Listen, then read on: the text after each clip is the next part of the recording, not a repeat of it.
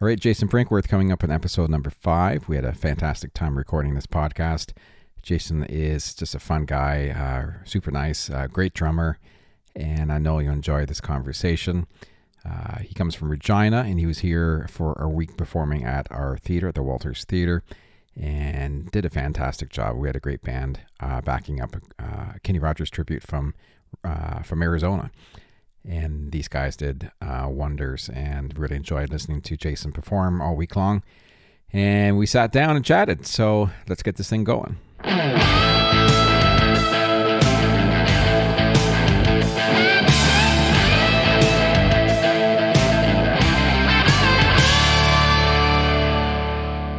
right, we're at episode number 5 with Jayson Brinkworth. Awesome to have you here. Yeah, man. 5 is my favorite number, so that's great. Perfect. I love it. It was, first of all, it was a blast last week. It was last week already. It feels like it's 2 weeks ago already. I know. We had so much fun, and it was one of the coolest things I've ever done. It was great. Jayson came up and performed at our theater for the week with a Kenny Rogers tribute we had up here from Arizona, and the band was smoking. It was fun. It was everybody really stepped up, and Dave was great. It was just a good experience all around. The cool thing was during sound check and rehearsal, like literally the very first song off the gate was great.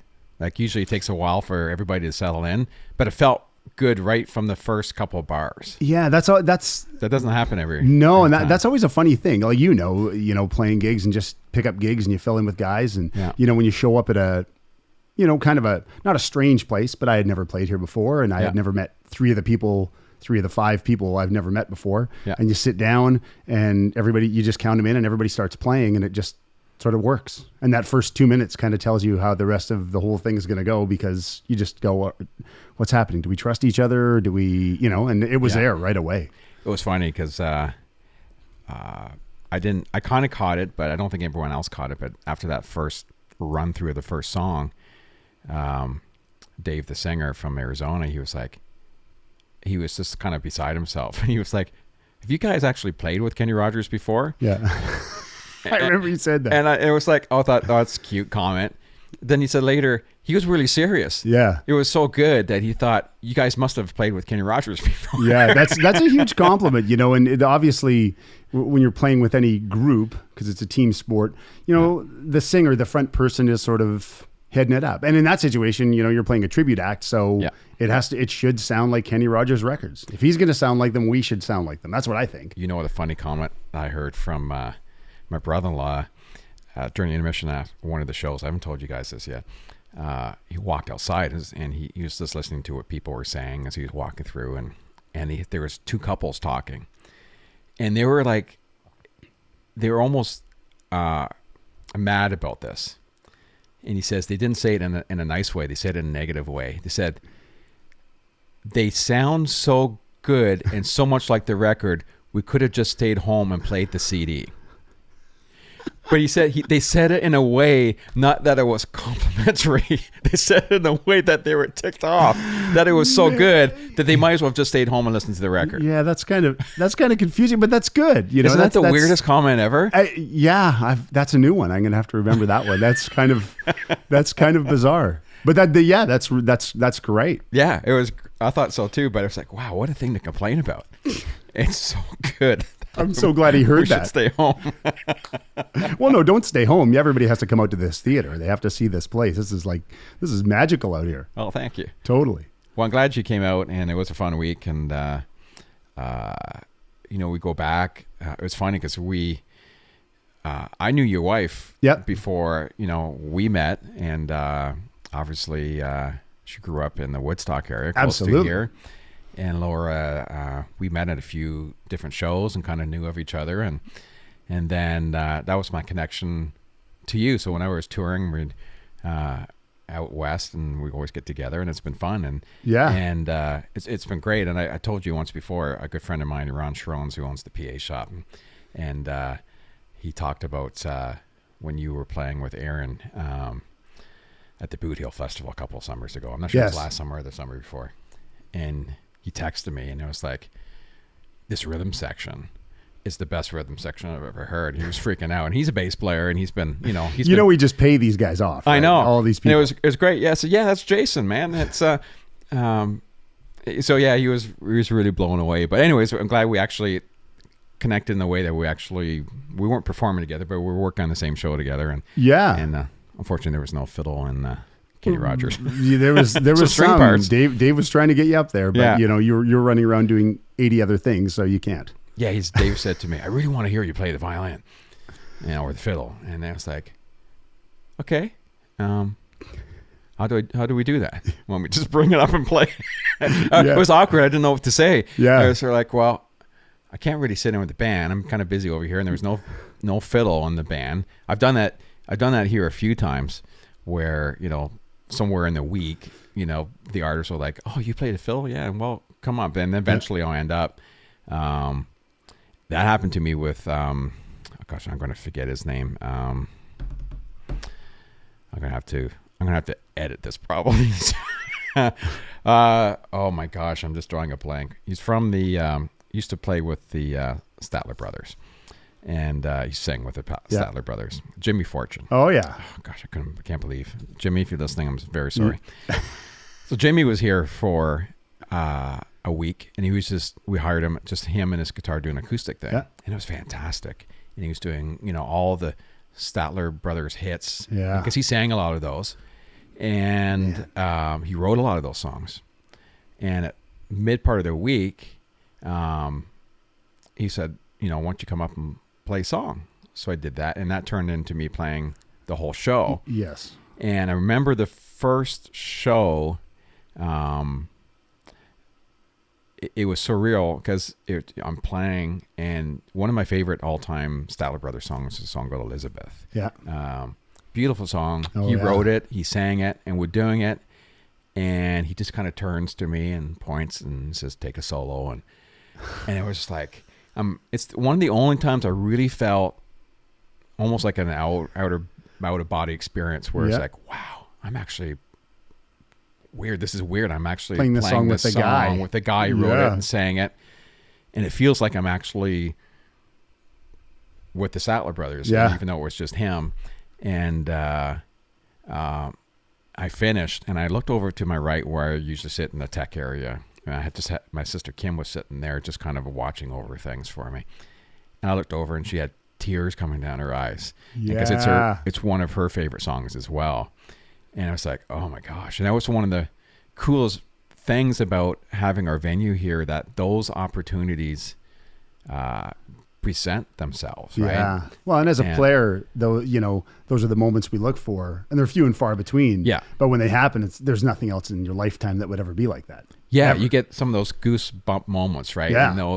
And it's hard to explain and project what that's like unless you've been a musician and gone through it yourself. Absolutely. And your family's there, and they're connected because they, know the music, and the writer's there, and, the stars just lined up that day, and that would have been incredible to see that. It was really great. But let's get back to yourself. Let's talk about where you grew. Did you grow up in Regina? I did. Yeah. I've lived there all my life. I know that sounds kind of odd, living in the middle of nowhere in the prairies, and you stay there forever. But there was a lot of things through my life. There was chances to leave, but no real reason, I guess, to leave and stuff. And I don't know. It's what I know. Yeah. Well, it's great. I like it there. Yeah. So when did you start playing drums? When did you get that musical interest? Well, that's interesting. I was just thinking about that on the way out, and I just listened to Corey's podcast. Yeah. And yourself and Corey in the family bands, you guys had all that going on, and it was just happening. And when I grew up, we had a big family. My mom had 11 brothers and sisters, and on my dad's side there was 5 kids. But there was no music. There was absolutely nothing. We listened to a lot of music, but there was nobody that played. And I remember, I think I remember from 5, I wanted to play drums, and I asked. It never happened. I was 8. And my parents put me in guitar, but that only lasted a month because that's not what I wanted. And then finally, when I was 13, they decided that they had to, stop this begging and just start me. So I started the first Saturday. I started the Saturday before I started grade 9 in 1983. Yeah, so that's, I wouldn't say it's late, but it's not. No, not early. Not at all. No. And it, and I really wanted to play. Like, I remember my parents never had to tell me to practice. There was a lot of times they asked me not to practice. Yeah. But not to practice because I was obsessed. It became something I just loved. Do you remember your very first lesson? Do you remember like walking in the door? Yeah, absolutely. I actually just talked to that teacher about 4 months ago. I was doing some shows in Edmonton, and I talked to him. I remember walking in and sitting down. I remember getting this beat up Remo practice pad and these pearl drumsticks. They had pearl and a green logo. There were 2 Bs. The Ludwig snare drum. But I remember everything about it. Yeah. Oh yeah, like it was yesterday. Oh yeah, it was because I wanted to play. There's something about that first one you remember. Oh man, I don't remember the second or third. Or the fourth, yeah, exactly. Yeah, that first one. Yeah, and I remember driving home and just beating the crap out of this practice pad. And my dad was like, "Do we really need to do that?" And I'm like, "Yeah, kind of. I'm doing this now."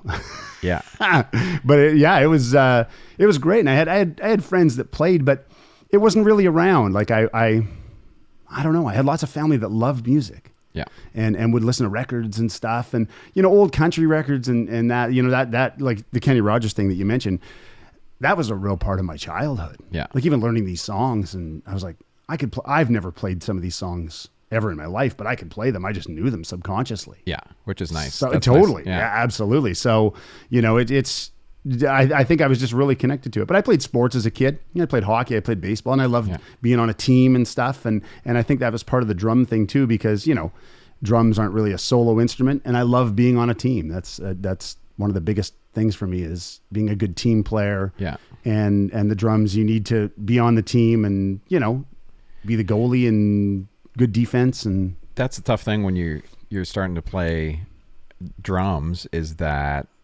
it's not like guitar where you can just sit and play a song, right? Yeah.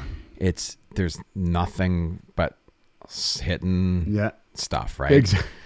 And it just doesn't sound like much. It sounds like the same thing over and over. It's got to be hard. I mean, because it's not like any other instrument. Yeah. Well, I know for my parents too. Like I just remember all the hours practicing in the basement. Like I remember there was a neighbor of ours that he worked in the summertime during the exhibition that went on in town. He'd work security at nighttime for the Lions Club. And that was the only week I wasn't allowed to practice. And it killed me. Like I dreaded that week in July. I was like, oh man, this is the worst. Yeah. But yeah, I can't imagine my parents, like the hours and hours of sitting, and I would have headphones on playing along to records and stuff. And they don't hear the music. They're just hearing all the banging and they never complained. Yeah. I thank them from the bottom of my heart, but they never once, said keep it down or. Well, they were seeing, I think, for a parent, seeing that their kid is really interested and devoted to something. Totally. Is really important. Whether it could be anything, but just be able to be that focused and really into something. Absolutely. That would totally must have been it because I was obsessed. Like I'd come home, like my high school was like half a block from my house, fortunately. Yeah. So I would be able to walk home at lunchtime and practice for 45 minutes, would have lunch for 55 minutes, practice for 45 minutes, run upstairs. My mom would have a sandwich waiting for me and I'd just grab it and run out and run back to school. Yeah. And that was just what I did every day. Wow. I'd have friends come over and like listen to me practice and stuff. Oh yeah. It was, but I would just do that. Like it wasn't like it was never forced. Yeah. Yeah. It's a good thing because it's, I've talked about this in the other podcasts so far. It's tough nowadays. Can you imagine now starting with all the distractions around? Oh yeah, it'd be so different. I know I see it, and I'm glad I the things happen the way they did, that I saw that, because now in my own teaching, I really see how what's motivating students and what they're getting out of it and stuff, and I can really understand and kind of gear it. Give them some of what I had and stuff. But yeah, there's a lot of distractions now. Like if YouTube was around, I wouldn't have finished high school. There's no way. Yeah. I would have just stayed home and practiced drums shot videos. It would have been out of hand. Yeah. And that's the other thing. I mean, there's the negative part of it, but then there's the positive part, right? Totally. So there's all these distractions as far as, well, I could play drums, but I could do this 100 million other things, play games and do whatever. Yeah. Be on the internet and doing stuff. But yet, as a player now, you can go onto YouTube and search everything. Yeah, like last night before bed, I'm searching around and I find old clips of Jeff Porcaro playing with Toto, which he's my favorite player. Yeah. But finding this from 1985, this concert from somewhere, and it's like, where would you find that? And kind of just trying to wrap my head around it, going, wait, I'm sitting here and I'm watching this essentially for free. Yeah. And I'm being inspired beyond belief right here in the comfort of my own space. Yeah. It just doesn't make sense. It doesn't make sense, but it does. It's like, man, that's wicked. Yeah, it gives you a chance to see a lot more. When we grew up, that you didn't know when the next album was coming out. It just all of a sudden there was it'd be on the radio, and all of a sudden you go to the record store. Yeah, and you see that shelf in the front was the newest releases and. Totally. And that would be exciting. You pick the album up, you buy that album, you go home and you listen to the whole thing. Listen to both sides, reading all the credits and reading all the players and learning all the names. Yeah, you got to know who all the players were. Now, there's no credits for anything.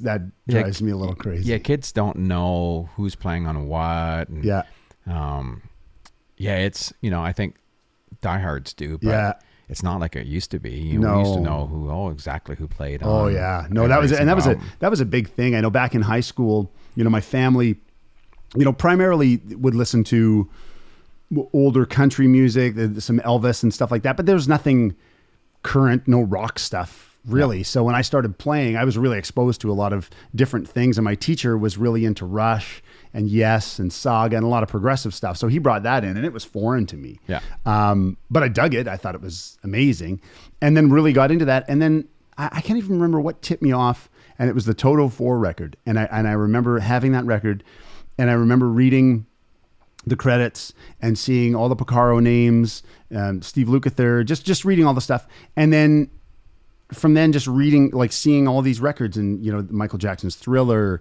and Boz Scaggs and all this stuff. And then just seeing the same names on the records. And then I think at that point I was like, how do these guys just play on all this stuff? How do you, do guys play with other people? How does that even, work? And that really kind of started the whole team thing for me, just seeing that and going, oh, you play songs.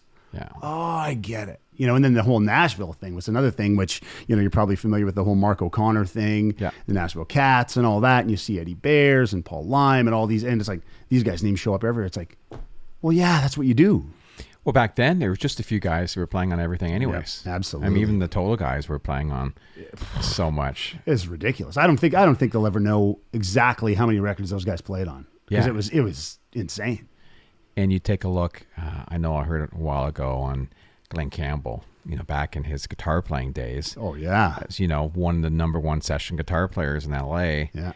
In the top 20 Billboard songs of all time, he's playing on a bunch of them. I know. Like a whack, not like two. Yeah. It's like 10 or 12 of the top ones. He's the guitar player for. Totally. And that's where the studio thing kind of came to light, I think, was with the Wrecking Crew, with Glenn Campbell, and then Hal Blaine and Earl Palmer playing drums, and all the guys that were involved in that. That's a whole other world. But could you imagine that? That's crazy, just sitting playing all day, and then all of a sudden 3 weeks later you're hearing this radio and going, I played on that song. Oh yeah, I played on that one. Oh, I'm on that one too. And it's like, from the Beach Boys to Sinatra to you wonder, because I know stuff I've recorded in the past, and you listen to it and it's like, gosh, I don't remember that. Yeah. But you must remember. You must think about them, the amount of sessions they did. Oh yeah, they just run together. Yeah, they probably don't even remember half the stuff they played on. You couldn't ask. You're like, you couldn't break anything down and go, hey, do you remember doing this and this? It's like, no. Did I play on that? Yeah. Yeah, you did. But that was that, and that became later in high school. That became huge for me. Was just seeing all these names and kind of just starting to piece that together and going, okay, I see not exactly how it goes, but I see that there's a reason these guys work with everybody. Yeah. There has to be a reason that they're getting hired by all these people to play on all different kinds of music. You know what I mean? Yeah. The Toto guys played on records and you wouldn't even know it was them, because they sounded nothing like that. Yeah. My good friend, Josh Rogers, he's a drummer from Texas, and he's played up here before, and just on Facebook last night, he was at the Total concert. Yeah. And I was like, I was looking at it, oh man, I want want to be there so bad. Yeah. And now like Shannon Forrest is playing drums with Toto, and Shannon Forrest, is so much like Jeff Porcaro, but Shannon Forrest played on Toby Keith records and Taylor Swift records out of Nashville and stuff. And you'd listen to those records and go, yeah, that's probably not the guy that plays with Toto. It's like, well, yeah, but these guys are chameleons, especially the Nashville guys. Like players, there's great players everywhere, but the Nashville drummers, Rich Redmond and Greg Morrow and like the Nerz and like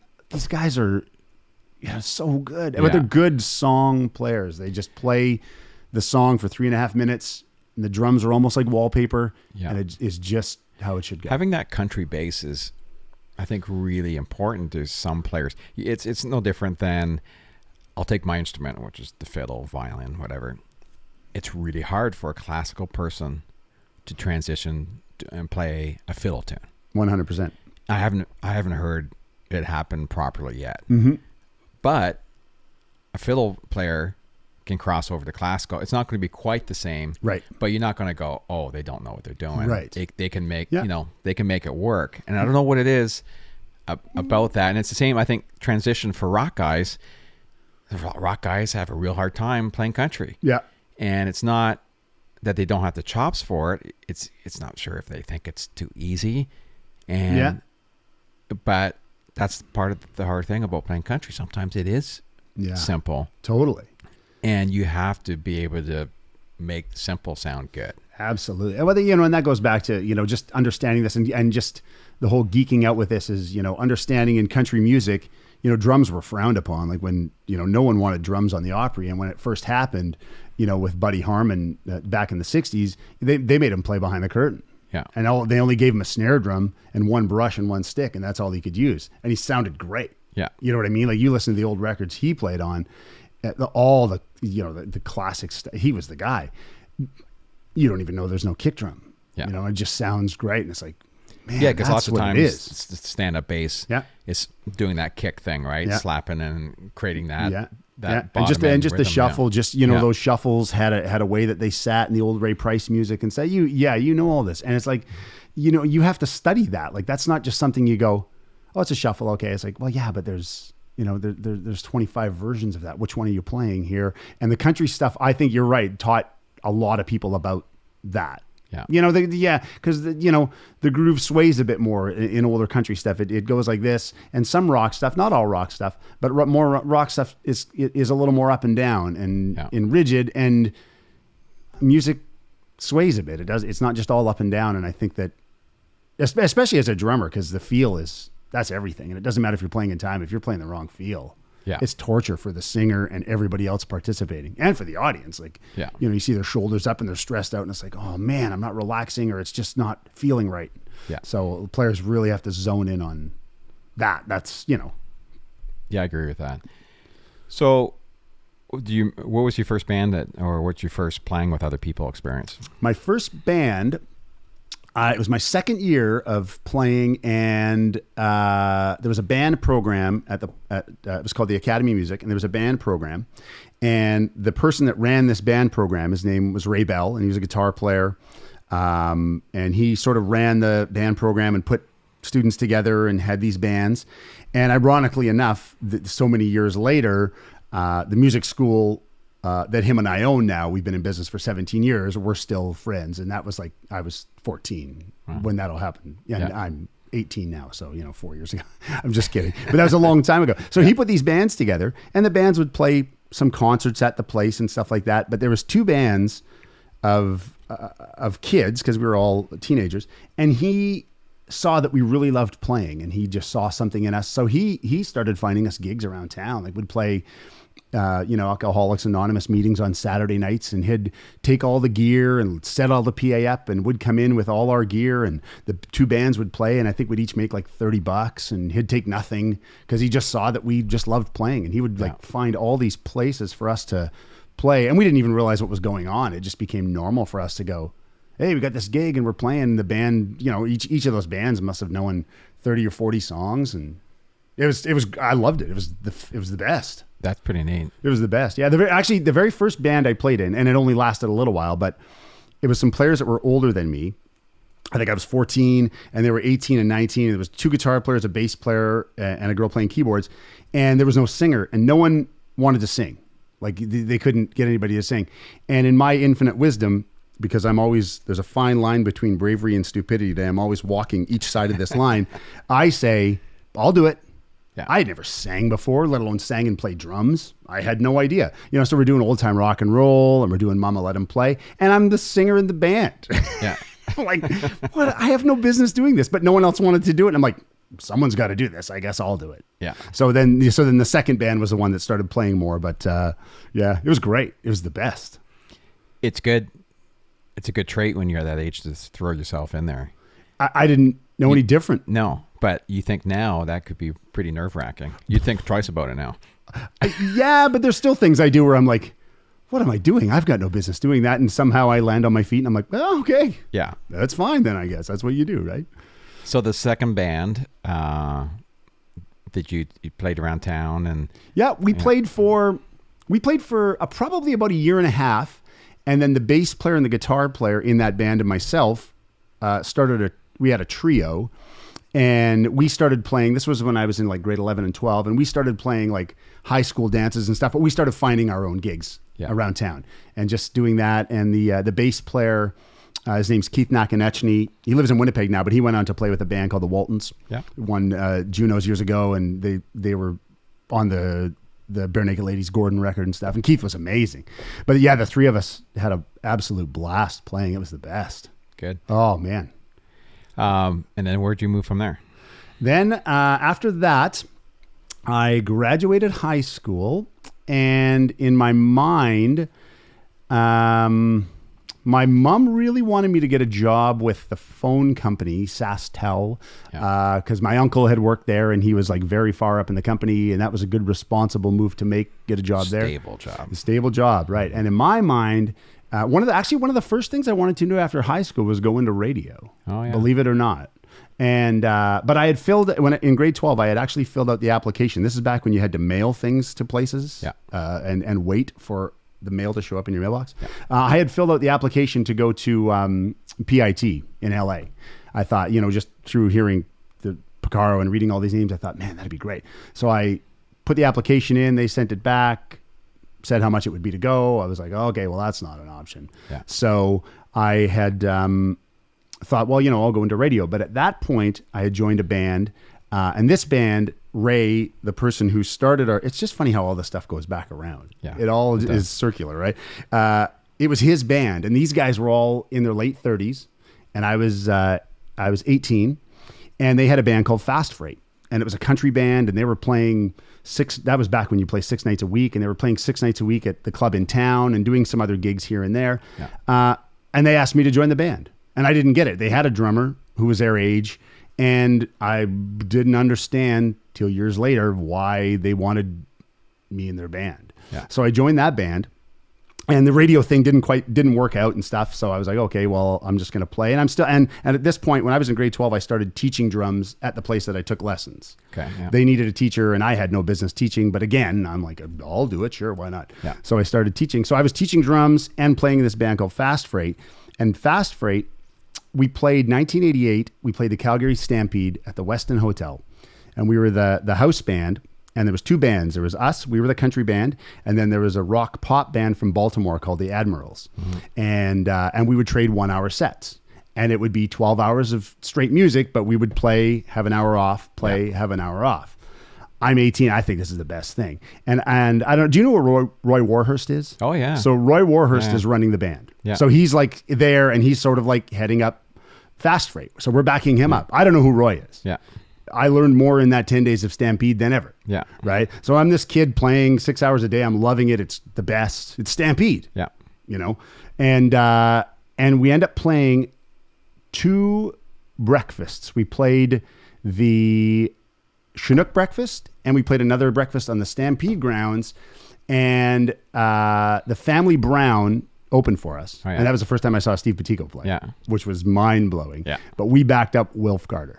Oh, cool. I was 18. Wow. And I'm backing up Wilf Carter. Yeah. And Wilf Carter, I remember this again, like it was yesterday. And I remember we're going out for the first gig, and we had learned the songs, but some of the songs, there's no endings or anything. And Roy said, you know what? Just watch his right heel. He'll lift his heel up, and on the next one. And I was like, what? Are you kidding me? And there's like, how many people at the Chinook breakfast? 8,000 people. I'm like, watch his heel. Like, come on. So I'm like, panic, just watching his foot. And sure enough, the first song, the heel goes up, the next one we end. I'm like, he's not kidding around. Yeah. And that's the way it went. He's a legend. Yeah. That's pretty old timey thing, right? They're so used to just directing a band a certain way. Yeah. Whether it's a guitar or, it is always a certain little move. Yeah. They give the band and we're done. Yeah. And things like that, like I learned so much playing in that band. I think I still don't know all that I learned, but I didn't get that. I didn't get how heavy that experience was till probably about 20 years after that. Yeah. When I was telling someone the story about that and they're like, that's pretty heavy playing for Wolf Carter. Like, he's a legend. And then like stepped me through the whole thing, which I knew a bit of it, but I was like, oh, I see. Okay. But I'm 18, I'm just kind of going, man, why am I in this band? I don't even know why I'm in this situation, but apparently I can do it because they've asked me to. Yeah. And it was incredible. That's great. Still I get choked up thinking about it now. Like it was just so much fun. And Michelle Wright was on one of the gigs and she was just starting out. Like she had the long hair and stuff. And it's like, oh, who's this? And, and she got up there and sang. I was like, man, she's real good. And then years later, it's like, that's who was on the stage at the thing. You wonder, actually just thinking now, I wonder if we ever crossed paths and didn't even realize it. You know what? We had to have, because we played out west so much. Absolutely. At Craven and all those places and all the fairs and different things out there. Yeah. And had to have at some point. There's no doubt. Yeah. There's no doubt. But back then, bands were playing 6 nights a week. It's not as if say, hey, what's your email address? Exactly. You'll Google me on or search me on Facebook or whatever you want to say. Ran into some other band in Gull Lake, Saskatchewan at an Esso on a Sunday where you're driving between gigs and you hang out for an hour and have lunch together, then you leave, and that stuff happened all the time. Yeah, I know. Being in the middle, actually, it was in Saskatchewan on the way up to Saskatoon. Just before we get there, there's that 1A and W on the in Davidson. Yeah.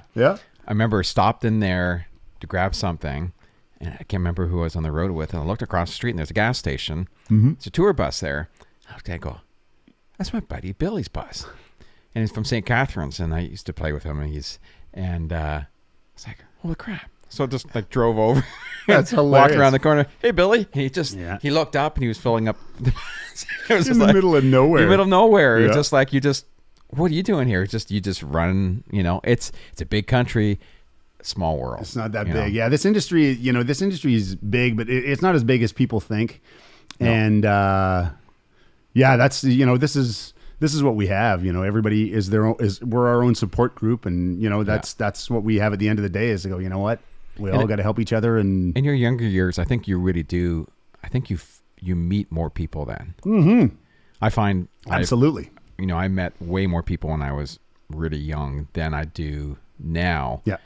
And maybe because you do your thing now, and it's just, I don't know what it is, but I think when you're younger, you were just more anxious and you were doing more things and you were here and there, and you just met more people. I think as you get older, more of the sort of business side of the music thing is established. So you start finding people that you like working with, and then you just like work with these familiar people all the time. And that's just in any business, you know what I mean? Yeah. Like I think in any business, if you're an accountant, over years of doing that, you'll start working with some of the same clients, and that's just a natural progression, I think. Yeah. I think. But the industry is funny that way. It's great. So from that band, what was the next journey? So there? From that band, the next thing that happened was, I thought, and this was when I was 19. So I was in Fast Freight for about a year and a half. And I thought, you know what? I should get a gig on the road. And tell your parents that. And it's like, are you kidding me? But so there was this band that came through town, and I had seen them, and they were called Shawneen Christelle and Sweetwater. And she was from Manitoba. And I didn't really know much about the band, but I knew who she was. I had met her one time when they played at the Pump in Regina. So, and this is actually kind of a funny story. So the next time they were through, I thought, you know what, if they ever need a drummer, maybe I'll just kind of put my name in there. So this is how different things are than now. So I go down to the Pump on the Monday night when they're playing with an envelope, with a resume, a cassette, an 8x10 photo, all this stuff that I thought you had to do to get a gig, right? Yeah, I'm like, how do you not do that? What a fool, right? so I give it to her and I'm like, if you ever need somebody, let me know. Yeah. And 2 weeks later, she called, and the drummer, must have been the 8x10. It had to have been. You sold it with the 8x10. I think it was it totally was an 8x10 of someone else. It had to have been. But yeah, 2 weeks later, I think they were on their way to a gig somewhere in northern Alberta, and the drummer had a nervous breakdown on this trip. That's not good, and just bailed. He just packed it in, and he actually just left. He was in his car, and he just turned around somewhere and just had his drums in his car and left. Yeah. And she was like, how quick can you get to Grand Prairie? I was like, when do you need me there? So I ended up going up there a couple days later, flying up to Grand Prairie, and stayed in that band for about 8 months, traveling all over Western Canada. And I think the furthest east we went to Thunder Bay. Yeah. But there was 1 week in that 8 months I was home, and the rest of it was doing six-nighters, playing all over the place. And I was 19. I remember having my 20th birthday on the road. Wow. I can't believe my parents actually let me do that. Yeah. Well, they're probably glad to get you out of the house. You know what? That was probably it. That was totally what happened. Quiet around here now. Yeah. Okay. It's exactly. Stay out there a little longer. Yeah. Oh yeah. No, but it was fun though. It was a good experience. It wasn't a good band, and I really learned that band taught me a lot about attitude and personalities, because there were some personality clashes, and the people in the band were older than me, and I really saw some dysfunction go down, which I'd never seen before. Yeah. So I really had my eyes opened, and you're stuck in a cube van with these people traveling 10 hours on a Sunday, which isn't fun. the best. In hindsight, it is the best. It's neat thinking of those days when you were playing 6 nights a week. Mm-hmm. Like you think about it now, it's like, oh gosh, I would never want to do that again. Because that's a lot of playing. Oh, You're just thank God you don't have gigs like that anymore. But when you're playing 6 nights a week, wow, that's good practice. Absolutely. Bands got really tight. Even the bands that were average bands still sounded great. Yeah. Because they were just playing together lots. Yeah, and that's my biggest pet peeve now is with Canadian shows. A lot of, I'm probably approaching this to more the Canadian country shows, that nobody rehearses. Yeah. Yeah. And I mean, some people do. Mm-hmm. I'm not saying everybody. A majority of the groups, either everyone's from a different part of the country, or else no one gets together. Yeah. And so you may just get to a gig and you haven't played in 3 months, or no one's rehearsed, and we're doing a couple of new songs. Yeah. And you do your show and everyone's good, but it's okay. It's not great, but it gets the job done. And then the next act on is an American act, and they come and kick our asses. Yeah. And because they're playing all the time, and it shows. Yeah. And I can't get it through my mind why Canadian artists don't rehearse more than they do. Yeah. It's in this day and age, it's a fill-in world. So a lot of times you'll have gigs where you'll be just filling in with a band. So you'll get together and, at sound check, you'll run beginnings and endings of tunes and stuff. And that's all you have time for. And you go, okay, well, hopefully everybody's done their homework on everything else and stuff. But it's just kind of survival almost at points, right? Yeah. But it's not kind of feels like that. It's not as if nobody doesn't have the time. No, absolutely. It's not as if, we're so busy that we're just, you could be off the week, until you get to that gig. Yeah. And for me, I look at it, and sometimes it's a money thing, right? Yeah. I know people are like, well, is there pay? Am I going to get paid? Yeah. And if there isn't money in it, my always thought is well, what else are you doing? Yeah. If you have another gig or you're working another job and it's going to take you away from that, great. Yeah. But if you're just sitting around, and the band's sitting around, why don't you practice? Exactly. No, I agree totally on that. It's because it's good for everybody. Yeah. I mean, it's good for the players. It's good for the bands, good for the artists, because when they go out and jump in a festival gig, they're going to sound way better than everybody else. Everything becomes second nature. Yeah. It becomes subconscious. And it's really become the way, obviously I haven't been gigging out in that world as much as I used to. Yeah. So I don't know if it's changed a whole lot. I don't think it has. Yeah. Not really. I know with the gig, like with Aaron Pritchett, I've been in the band for 10 years and a lot of people in the band have been there for a while. And everybody's in Vancouver and I'm in Regina. Yeah. So there's that separation and everybody's busy doing other things anyways, but we record every show and we listen to it diligently, painfully, all the time, and make notes and stuff. And, we're constantly emailing each other back and forth about parts. So it's sort of a pseudo rehearsal, but the band, is getting tighter because it's on our mind and we're sharing dialogue. And you do get that. Totally. Yeah. And when we do have sound checks, we go into it with a plan of just going, we aren't just going to try to play one or two songs and get out. There's a plan to go, you know what, we have to work on the chorus of that song. We got to work on the transition between those two things. So yeah, there's definitely ways you can do it, right? But then playing again with someone all the time. Like I know, back to the Boot Hill thing, Shane Hendrickson and I have been playing together for 10 years now. Yeah. And that's a big I don't even notice him there anymore. It's just like my right hand, it's like you just start playing and it just happens. And it's like, well, that's what you want, is the whole show to be like that. Yeah. Right. And then everything just to be like, it's just dialed in. Yeah. That'd be amazing to do that, just to rehearse and then like. Well, you take last week, when you're here with the guys doing the Kenny show, by the time you got to the 8th show after playing, 6 days in a row. Yeah.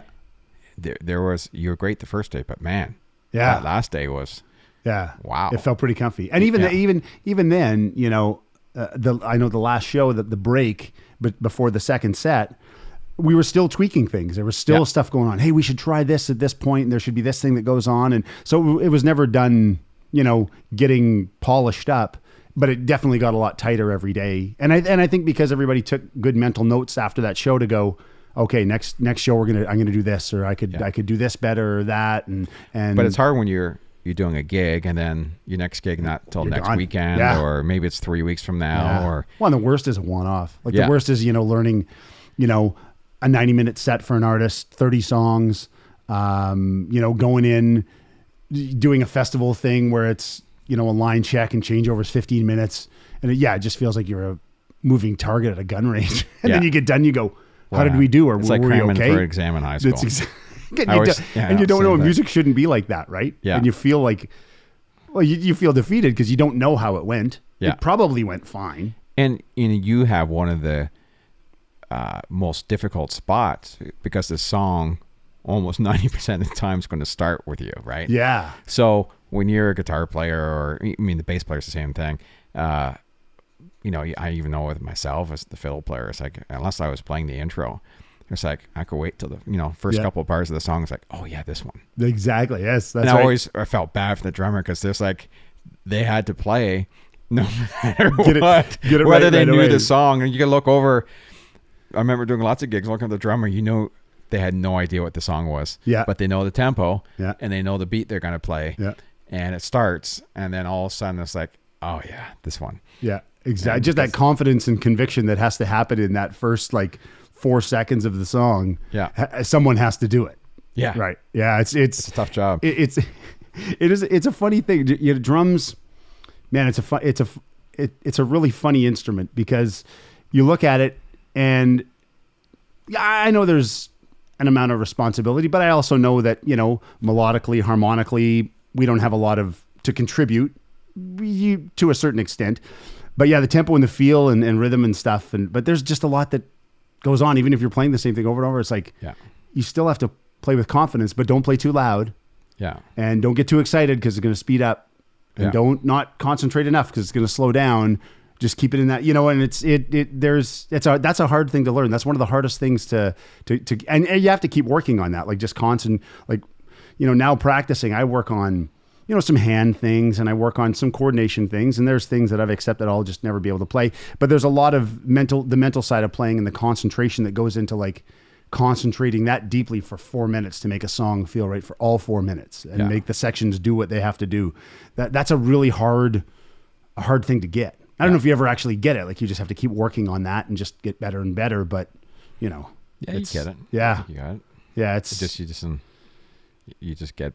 I think as you get older, you notice things way more. Yes, right? yes, exactly. You become way more aware of yourself and what's going on around you and how to adapt. Yeah. Right. Yeah. You know, like I tell my students, they're always talking about practicing with the metronome and perfect time. We have to have perfect time like this player and that player. It's like, you know what?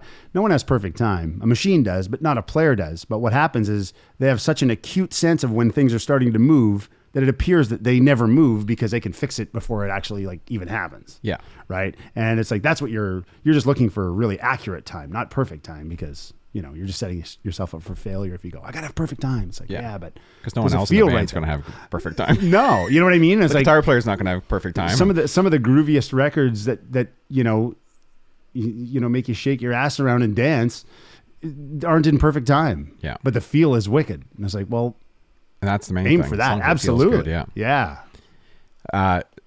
So let's get back again. So you went on the road for months, and then what happened? You got back home, and I went on the road, and my last gig with that band, I had to leave the road. The band was driving me crazy and stuff. So the very last gig I did with the band was 2 weeks in High Level, Alberta, and that's very far north. Yeah, and the bugs are about as big as my head, and it was, geez, I'm trying to think. It might have been August. It was so hot. So that gig was done. Flew back home. And registered for school for electronics. I was like, you know what? I'll still play music, but I should probably do something else. So I registered at a college for electronics and did that, graduated that, but had put myself through school teaching drums and playing. Yeah. And and then in my 20s, I had gotten engaged just after I had got back from the road, and got married when I was 22, and my first son was born when I was just about 24. Yeah. So so in the 20s, I'm not playing as much because there's family stuff, and I have a day job now, but still playing, still involved in music, but it had scaled back quite a bit. Yeah.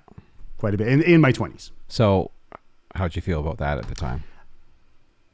I was fine with that. Yeah. I was totally fine because I was still playing music in situations with friends, and doing, playing in some good bands. Played in a rock band. The band's name was Go-Kart Mozart, and we did I was on one CD and co-produced it and wrote a bunch of the songs and stuff, and it was great. And we'd do opening spots for Sass Jordan and a bunch of bands that would come through town. And then I was still playing in some country bands in town, but I was always learning. I was always, that didn't stop me from buying every modern drummer and working on stuff and practicing and, but there was at that point, there was no aspirations of it being a career. That had kind of went to the back of my head at that point. So when did that change? That changed when I was 30, and I don't remember exactly what it was. I started playing a little bit more in my late 20s. I remember that in my late 20s, I started doing gigs with a band called the Johnner Brothers, out of Saskatchewan, and Brad Johnner and stuff, and not doing a bunch of work, but just filling in for the guys in the band when I could. And my wife and I always wanted one of us to be able to stay home with our kids. That was sort of like a goal. And she made more money than I did at my job, and so we just decided, hey, I'll stay home. Yeah, I'll stay home. So I quit my job New Year's Eve 2000, going into the Y2K mayhem that was supposed to happen. I remember playing Medicine Hat, Alberta, New Year's Eve going into the year 2000, and I was done my job at that point. And the next year, I was just going to stay home with the kids. Yeah, and maybe play a bit more, maybe whatever. And what ended up happening is, and just not out of choice, but it was just kind of a fluke, I guess, is some people started not hearing, but realizing I wasn't working and I was able to play a bit more. Oh, yeah. And the phone started ringing. Yeah. Which was fine. But it started ringing like a lot. Yeah. and it wasn't received well on the other side so much because that wasn't the plan, was to do that. Yeah. But I remember I was away on a gig. I think I was in Calgary. I was away on a gig, and I remember I went for a walk one day, and I remember just thinking, you know what? I'm not going to be 50 years old and living in the what ifs. I have to try this. Like, I have to try doing this because I think I can do it. But if I don't try, I'll really regret it. Absolutely. You know, and that was my exact words were, I'm not going to be 50 and live in the what ifs. Yeah. So I remember, that was a tough year. It was a tough year. So my wife and I split up. Yeah. And you know, our kids were 7 and 3. So that's not easy. No. And I was getting busier playing. And Yeah. that was a huge transition of things. Just kind of go, well, how do you do this? Like, now there's a whole other set of rules that comes into play. Yeah. But, just, you know, obviously I had family around in town and stuff, and it worked. Like, it just kind of worked out. And then in 2002, Ray Bell and myself, and there was actually a fiddler from Vancouver. Her name was Shama Sabir. She had moved out to Regina, and the three of us started renting rooms in this house to start teaching sort of under the collective name Music in the House. And that's when that sort of started. And then it just kind of went from there. That's great. Yeah, it was a big transition, but I learned a lot. Like I think in that 2 years, I learned a lot about the music industry. I learned a lot about stuff, but I think I learned a lot about me, like a huge amount about myself, which I think was super important that I still like remember now. And I think that's helped me more than anything, really. Yeah. You know, and my first wife and I, we get along great, and we're, you know, our relationship's still strong, and it always has been. And our priority was always the kids, and you know, taking the kids to hockey and everything that went on. But it worked out. It just kind of, you know, worked out. And you know, and I did work at it, like to build up the teaching thing and all that. It took a bit of time. Oh yeah, for sure. It does. But it takes a lot of time. Yeah. So what would you say it was your first big gig after that? Well, I had played back in the early 90s, just to go back a little bit. When I was in school, I had started doing some gigs with Lisa Brokop. And she had just got started. She had just done her first record, her first cassette out of Vancouver. And the piano player that was playing with her, Marty Antonini, was also playing with Ian Tyson. And he's from Regina. Yeah. And he ended up, there was some gigs in Saskatoon and Edmonton and BC and stuff. And he needed a bass player and a drummer. So he hired the bass player from Fast Freight, Larry McCormick was his name. And Larry, in turn, gave him my name to do this gig. Yeah. Which years later, the Fast Freight thing, when I was 17, 18 and joined that band, I realized years later, I didn't get the gig based on my playing. It was based on my attitude. Oh, yeah. And they actually like told me this. Yeah. And they just had said, you know, the drummer that was in the band wasn't working out, had nothing to do with playing. Yeah. And I still didn't quite get it. I was like, okay, sure. That's great. Yeah. It's like, oh yeah. So so I did 6 months with Lisa, and then she moved to the States, and there was a chance at that point to move to Nashville. Paul, her manager, had mentioned you should come down there, you know, whatever. But my wife was pregnant with our first child, and I had just got married, and you know, there wasn't in the cards. No, I wasn't prepared to leave. I was interested in it, of course, but it didn't really shake down that way. Yeah. So that was sort of like the first, I guess that's the first artist gig I did, was back, how old was I at that point? 20, 21. And we did that stint with Lisa, which was great. Yeah. It was awesome. She was so much fun to work with and she's stuff. Fantastic. Yeah. And the Moth would do gigs, and the Moffats would open for us, and Jordan Cook. And I remember they were just little kids. And they were so cute. So it came back around. Did you work with Lisa again? Yeah. It's actually in 2004. This is also funny how this happens. 2004, a friend of mine, Jay Bittner, who I had worked with Brad Johnner. Do you know Jay at all?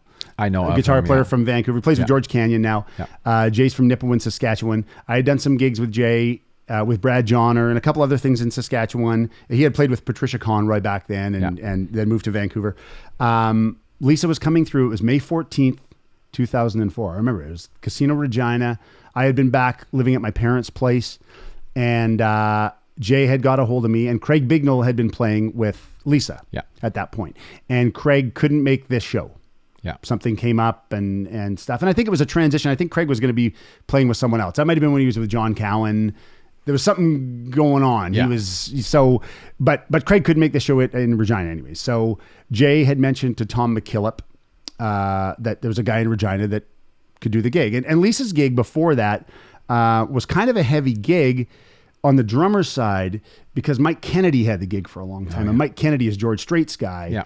And Mike and Lisa had went out when he was in the band, and I had heard the band when Mike was playing, and that's out of hand. He's so good. Yeah. He's so really good. Oh yeah. So Jay mentions to Tom about this. So they hire me for this gig. So I thought, you know what? I'm going to go in and really, and I always hope I have a good work ethic when I play, and I always come in and I try to be as prepared as I can and try to, make the band feel as comfortable as they can. So I had learned the stuff, showed up for sound check, and the band who was all playing in that band? Tom was playing guitar, Jay was playing guitar, Steve O'Connor was playing keys, and Dennis Marsenko was playing bass. So it was a real good band. Oh, yeah. And it's a one-off show at the casino. Yeah. So we go to sound check in the afternoon, and sound check gets cut short because something went on technically at the casino, and then Lisa had a radio thing. So we were able to play through like 1.5 songs at sound check. Oh, yeah. So then we go back to the hotel room, and we're going to like talk through stuff. Yeah. So you talk about rehearsing. This is like not even playing, right? Yeah. So we go back to the room and we talk through stuff, and it goes fine. We played the show, and at the end of the show, Dennis came over. First of all, Jay came over because Tom had told him, this is what I'm told, I don't know. But Tom had said to Jay, I don't know this guy, but he better be all right. Yeah. Like, don't let us down. And Jay vouched for me huge. It'll be fine. It'll totally be fine. So after the show was done, Jay came over and thanked me for putting the time in on the gig and stuff very much. Dennis came over, the bass player, and just said, great job, man. It didn't even seem like anybody was filling in. No one had to look around and babysit anybody. Everybody was able to do the show. Yeah. Tom came over and said, great show. You'll be hearing from me a bunch.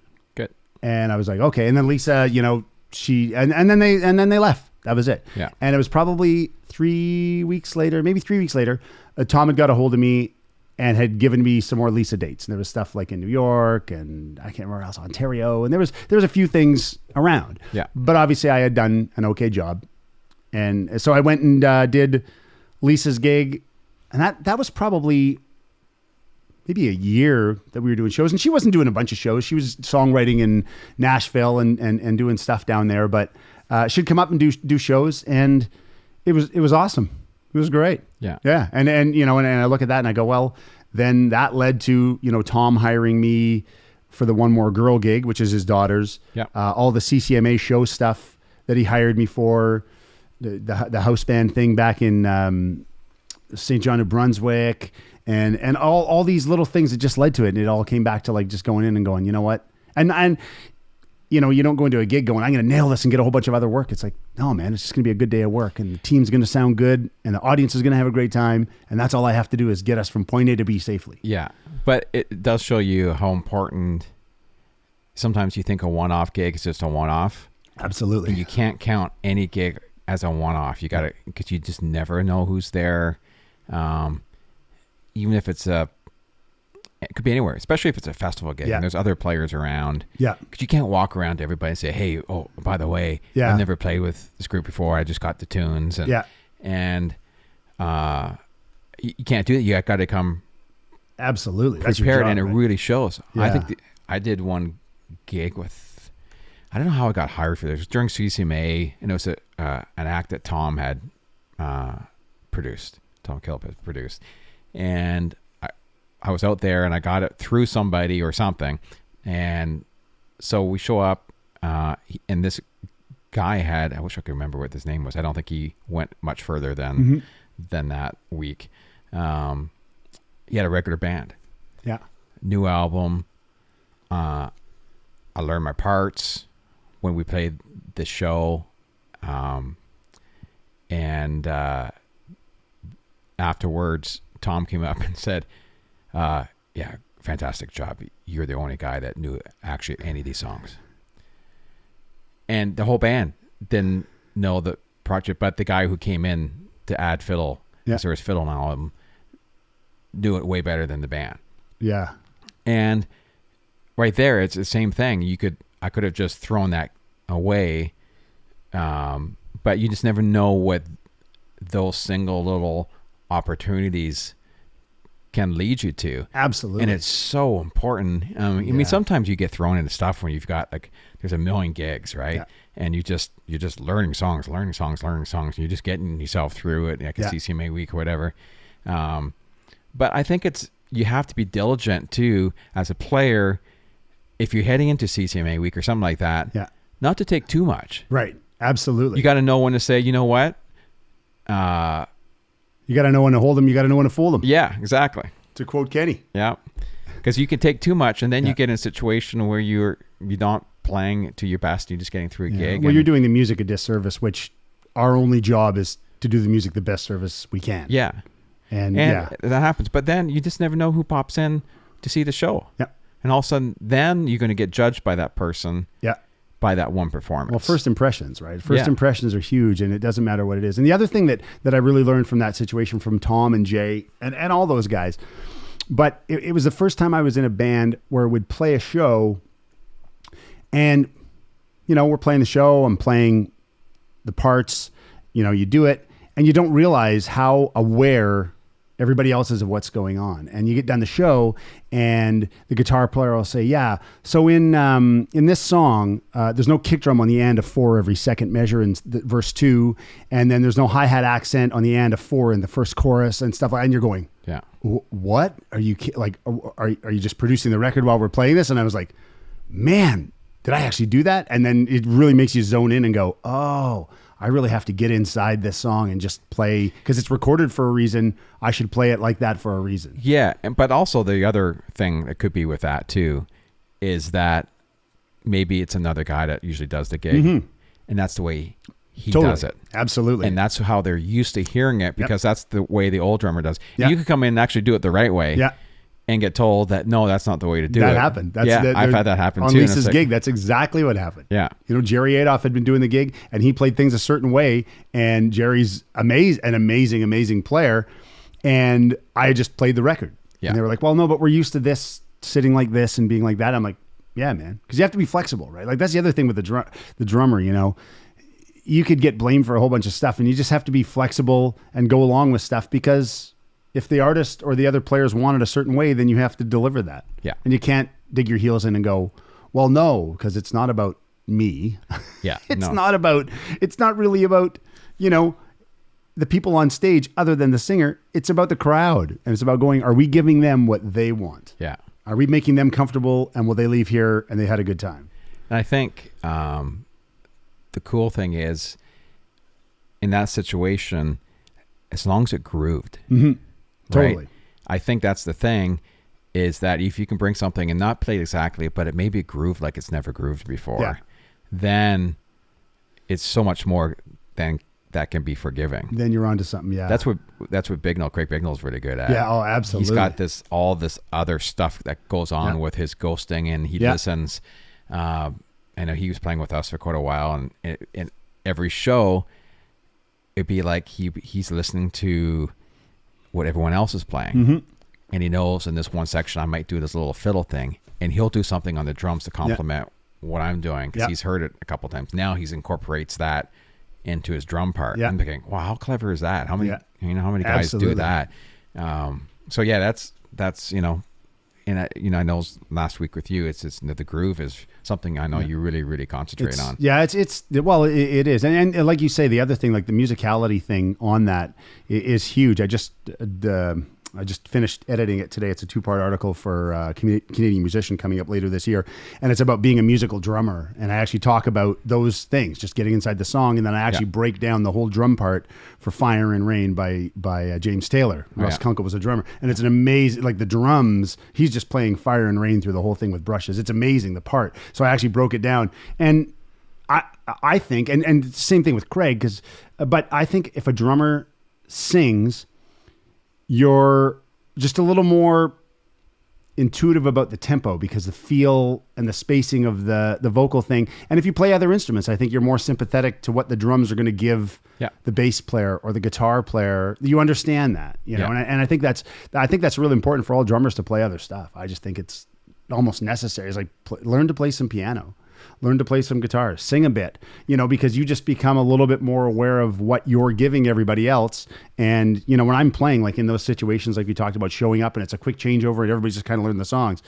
When I'm playing, I'm concentrating on obviously the part I'm playing and how it's feeling, but I'm really watching the stage and making sure the body language and everybody looks comfortable, because my worst fear would be like the bass player's shoulders are up and then the guitar player's all scrunched up and he's not comfortable. And it's like, man, this is not going to be good for anybody, and not only myself, but there's just the power in the drums to kind of relax everybody and go, we're good. Yeah. It's going to be fine. We're all right. I'm going to direct traffic here and I'm going to get you guys safely to point A to B. We're going to be fine. And I think that's to me anyways, that seems to make sense to me, because all the players I listened to and were influenced by seem to have that thing where the arrangement was the biggest thing they were aware of.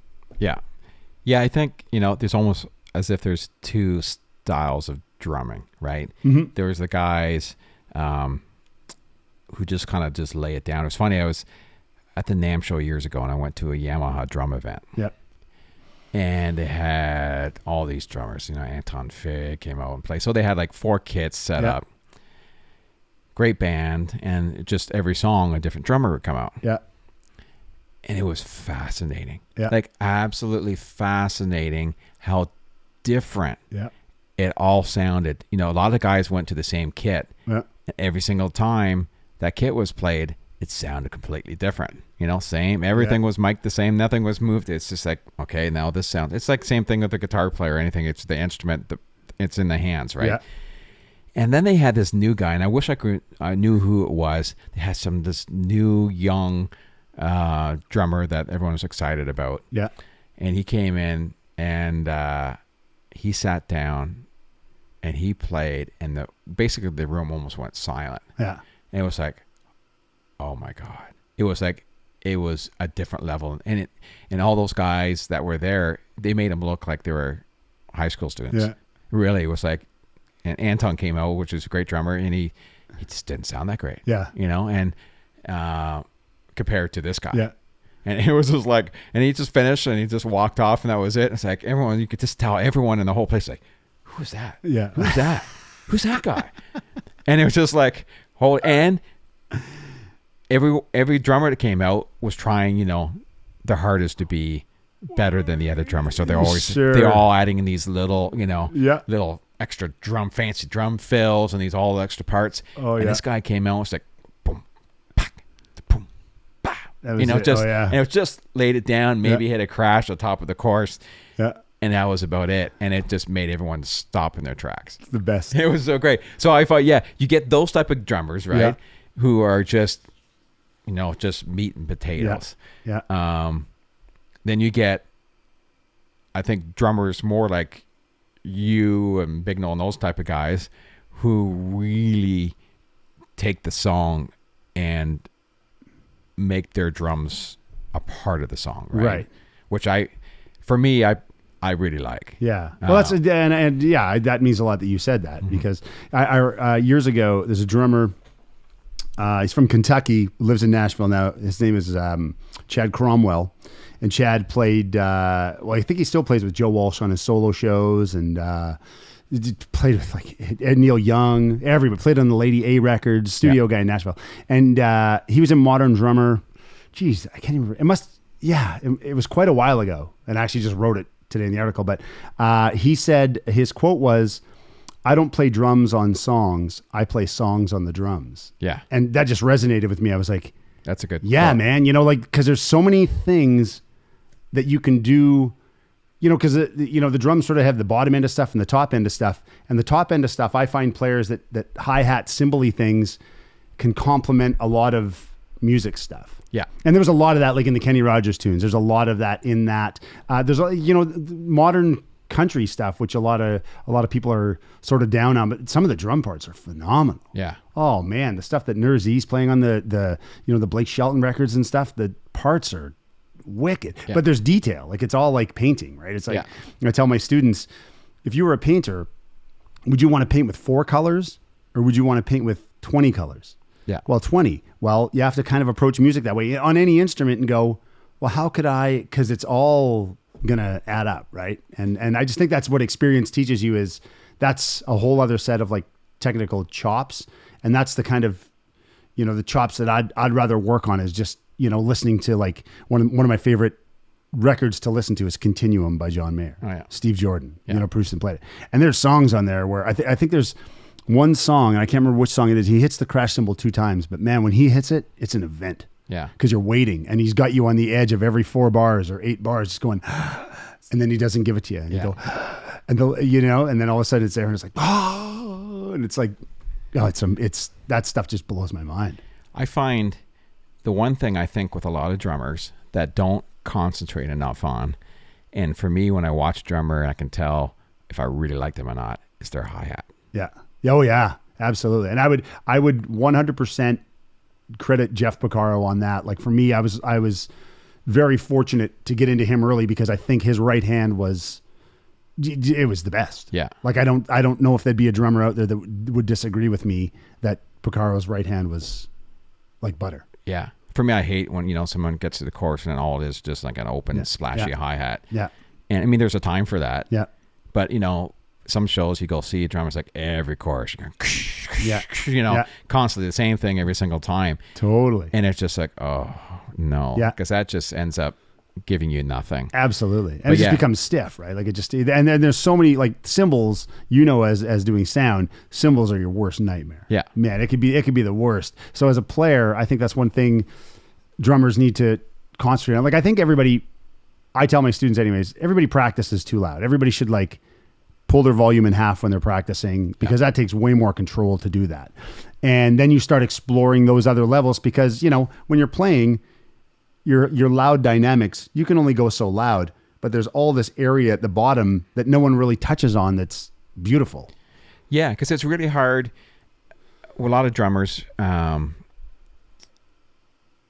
there's a big difference between the low stuff and the high stuff. Yeah. So when you're giving a big kick, a big snare, but you're ghosting a lot on the snare, if those levels don't come close to one another to some degree, as a guy that sits out front lots of times and does audio and does sound, you don't hear it. Right. Yeah. So, I was the old drummer used to play with Jim Witter in the Piano Man show. Great drummer, great guy. We just get in a lot of venues and the drums are too loud. Mm-hmm. We're playing for older crowds, 800-seat theater. We have to find a way to get the volume down. So I was trying to convince them all the time, let's play with different sticks. Yeah. Let's play with blast sticks or let's play or something, that you can still play hard, but it's not as loud. Of course, yeah. And he was like, yeah, but I can't do all the basically the fancy cymbal work and stuff and all that. And it's like, nobody hears it. Yeah, right. I can't, I haven't, I wouldn't know that you're doing it because it's not coming through. Yeah. Because it's like, so you get all this little stuff. Yeah. It's like when you're at the kit, you hear it. Totally. It's a different world. But when you're playing Billy Joel or Elton John, everyone's giving her a slight little cymbal thing does not get heard. Yeah. So, you have to find that balance together and get that stuff in a level that it's not, at 20% and the other stuff is at 90%. Right. It's got to find a balance that you're getting a little difference in volume, but yet you can still hear it. And I noticed that last week with you with, the little snare stuff you do in hi-hat stuff, but mostly it's snare. There'd be nice little ghosty stuff going on and I heard it all. Right. Yeah. It was like, oh, it's all there. Yeah. And, well, that was that Dinette snare. Let's just be honest. Well, yeah, it's a great snare. No, that's, the dynamics, that's such a big thing. And I was, again, lucky enough in my life. I've been lucky enough that I've played most of the time in bands with older players. And my theory on that isn't to be the younger guy to say I'm the youngest guy. It's because if you're playing with older guys, you're always going to learn something. Yeah. You're always going to learn something. And when I was 18, 19, around that time, playing in Fast Freight in those bands, playing with some bands and playing weddings, and you'd have to play quiet. Yeah. And then you'd have to play quieter. And then you'd have to play quieter. And then you'd just have to find a way to make it work. Right. And not, and I've seen a lot of drummers sort of, again, dig their heels in and go, I can't do that. That's not what I do. I was always flexible to go, yeah, man, whatever you need. I'll pull out some brushes. I'll play with one brush. I've played with my hands before on gigs. And people are like, that's fine. I'm like, great. It's not about me. So if that's fine for you, hey, that's excellent. Because you're going to give us the check at the end of the night and I'm not going to disrupt the whole event. Yeah. Some guys get very angry about that. Yeah. And no, this is the way I play. Yeah. And take it or leave it. Yeah. And it's like, okay. Yeah, it doesn't always work. You mean you want to, but the problem, like you said, some guys, I think for drummers, I think you have to practice playing quiet just as much as you have to do playing. Because if you can do it quietly, you can do it loud. Absolutely. And the physicality of playing is, just the human body moves in a certain way. And, anybody, like you could give a stick to a 3-year-old and say, go hit that drum. And how's he going to hit it? Well, he's going to beat the crap out of it. Yeah. Right. So you have to practice that control for that. And some of the most beautiful stuff you'll ever play is stuff that's played in control. And honestly, the drums are loud, so you don't even need to hit them that hard to get the sound out of them. Yeah. Right. You know what I mean? And I don't even like calling it hitting, because hitting is like a bunch of big motion. I'm all about economy and motion and not moving a whole lot, and everything comes from the wrist and the fingers and stuff, and just really bringing that sound down and being flexible with it. Because I know what, like in Aaron's band, we can play loud. It can be a really loud band, but at no moment, I don't have my hands waving above my head, breaking things. Like I can't remember the last time I broke something on a drum set. Yeah. It's like even sticks, they just wear out. They don't break. Yeah. Right. But last week I had never played in the theater before, but I knew it was quiet. We were using acoustic drums, and I know when I showed up, the blast sticks were on the floor, and I had brought a bunch of other sources as well that I use that, just to make sure that everything's going to be fine. But I thought, you know what? I'll bring out the sticks, control it like I control it, and just gauge it from there to see what you say, because you know the room better than anybody. Yeah. So right away, we're going to know if it's going to be too loud. And yeah, it seemed to work all week. It was perfect, yeah. And I was asking you every day, is the volume okay and stuff? Because I'm very concerned about that with the crowd. And I'm watching the crowd and I'm like going, man, because a lot of times when people walk in and they see drums on the stage, they're already saying the band's too loud. Yeah. No one's playing. You know what I mean? And if it's funny how many people say drums are loud, right? And so many people are like, yeah, the drums are just so loud. And we look at them and they're sitting right there and I'm going, they're not loud at all. No. They're silent right now. It's not about the drums. It's who's behind them. And, do they make them loud? Yeah. Or do they make them okay? Tolerable, I guess. I don't know. Another of my, I'm not giving you all my drummer pet peeves because I love drummers. No, it's a thing, man. It's a thing. I'll look at all the drummer jokes. Come on. One of the biggest pet peeves I have, if I'm doing sound and you're doing a drum sound check, and it's all right, give me the kick. And they give me the kick at full tilt. Oh, yeah. And then the snare is like, whack, whack, tom, bam. And then it's like, I'll go through it. Yeah. Then I'll be like, all right, do you actually play it at that volume? Yes. Do you hit the snare that hard? Yeah. Do you hit the kick that hard throughout the whole show? Yeah. No. So if I'm sound checking something, why are you giving me something that you're never going to play it at that volume? Or the other way, like it's too quiet. I see guys all the time where they'll play super quiet at sound checks, and then the band will start playing. It's like, well, that had nothing to do with anything, because now it's completely different. Yeah. I can't imagine how frustrating that is. And drummers have to think about that. Like I learned that years ago in my early 20s, being in the studio and just learning about, like you said before, when you're sitting behind the drums and you're playing, you could walk 3 feet in front and they sound completely different. Yeah. Well, I'm aware of how they sound there, and I'm aware, sort of what they're, and I'm learning more, but I'm aware sort of what the pressure is going to a microphone. So I know how I have to tune them to kind of get that sounding good. Yeah. Because you could sit behind the kit and play it and go, man, this sounds terrible. I'm like, I don't care how it sounds here. It sounds real good out there. Yeah. The studio teaches you that. Recording yourself teaches you that. Like, man, one of the most valuable things people have is their phone. And record yourself on your voice notes, because it sounds terrible, and try to make that sound okay. Yeah. Because those loud hi-hats will sound like super loud. It's funny. Going back to hi-hats, I went to see a show on Sunday, and Kenny Pulser was playing, and it's a kind of 50s, 60s show at the casino in Niagara. Great show. But there was no hi-hat the whole show. Yeah. Like there was literally next to, I heard it the only time I heard it, and he was behind a shell too. Yeah. So the only time I heard it is he opened it up and really heard it, and I could hear it from stage. Yeah. Not in the PA. Yeah.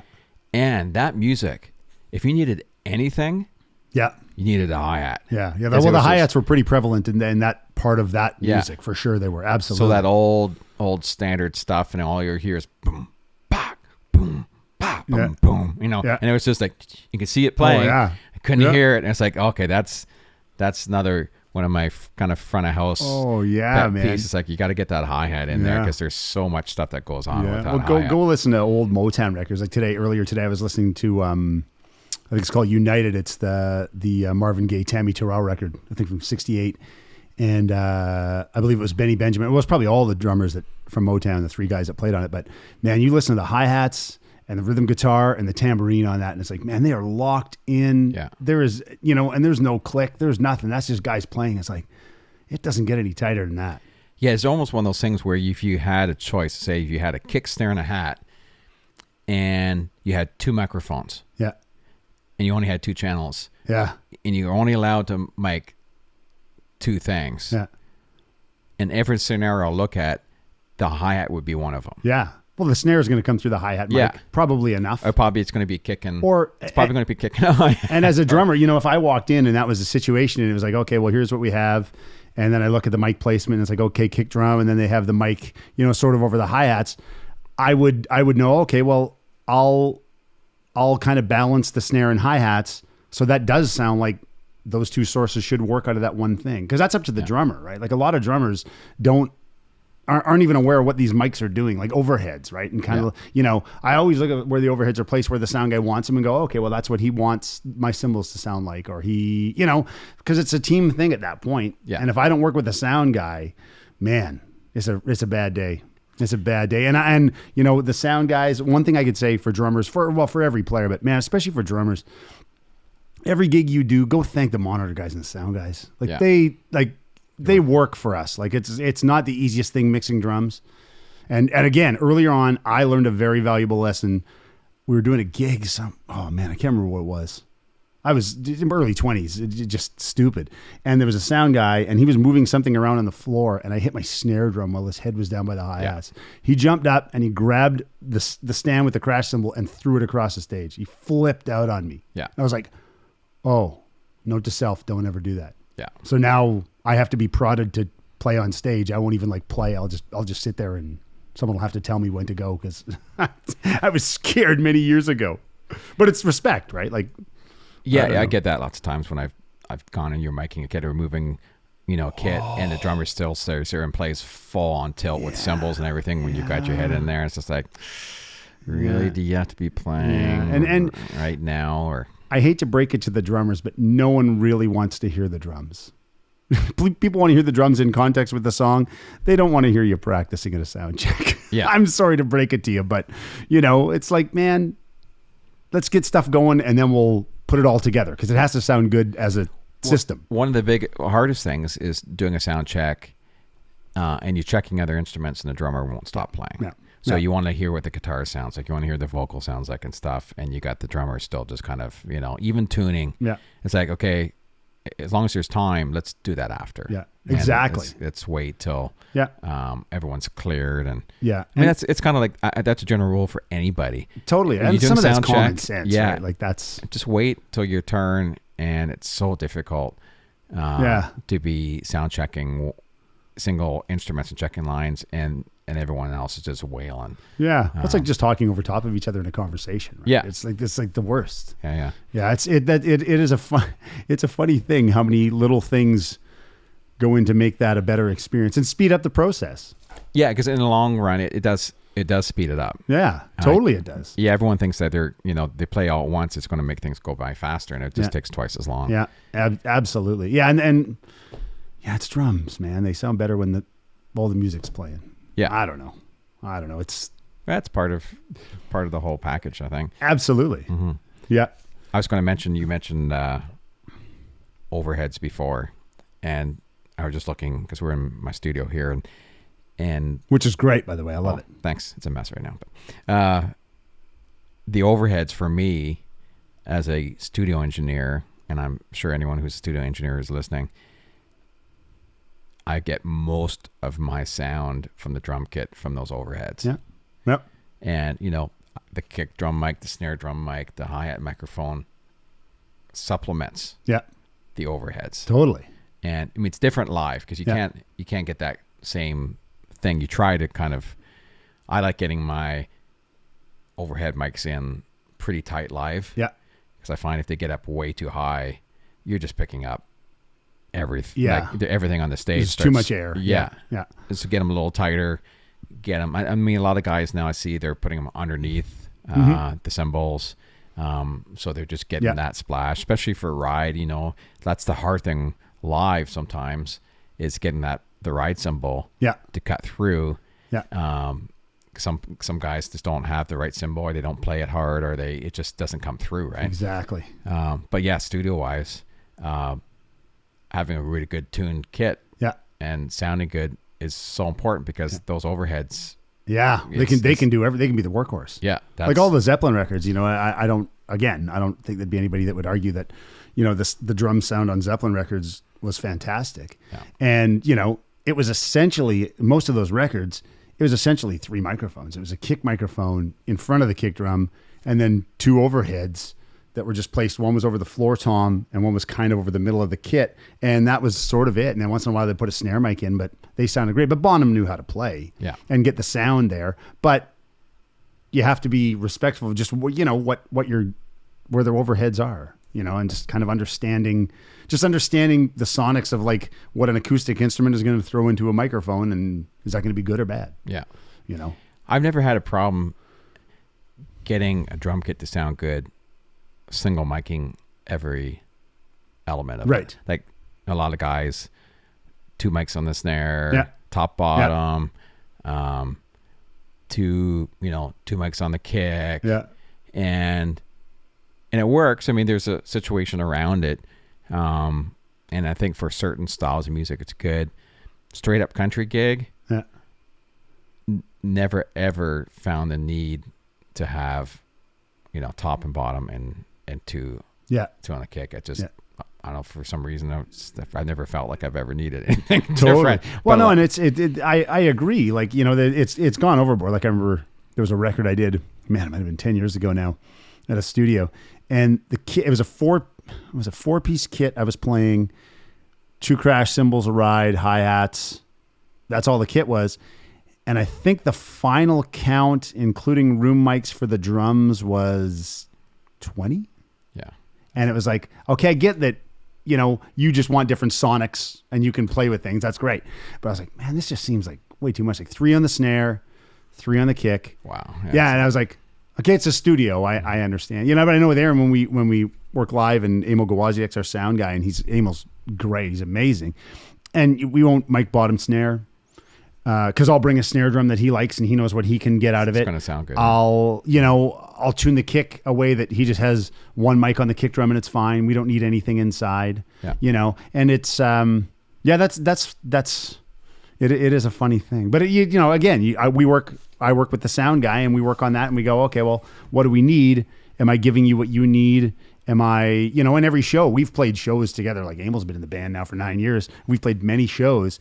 And after every show, I still ask him, is it okay? Like, are you okay after sound check? I'm like, are you okay up front? Like, could I tweak something and stuff? Because, you know, if the source doesn't sound good, he's got a battle. Yeah, fight with that. Yeah. Yeah, totally. And and that's one thing that I do spend a bunch of time like tuning and stuff, but not, you don't have to really hit a drum to tune it. You know, it's like kind of just tensioning it. You don't need to bash it to tune the drum. A lot of drums, I can tune them and I just can tap them with my finger and I kind of know, you know, just with experience, you kind of know what tension you're at and stuff. And I don't know, but you have to spend time doing that. That's a huge thing for drummers is like, you know, guitar players and stuff are into their gear and stuff. And like, man, drummers should just be so into like tuning their drums, like just knowing this snare drum and I can get like 8 different sounds, but I know bottom top head tension and snare tension and, you know, you should know that. If you don't know that, it's like, man, it's funny. I mean, I'm sure you do. You wonder for younger people taking drum lessons,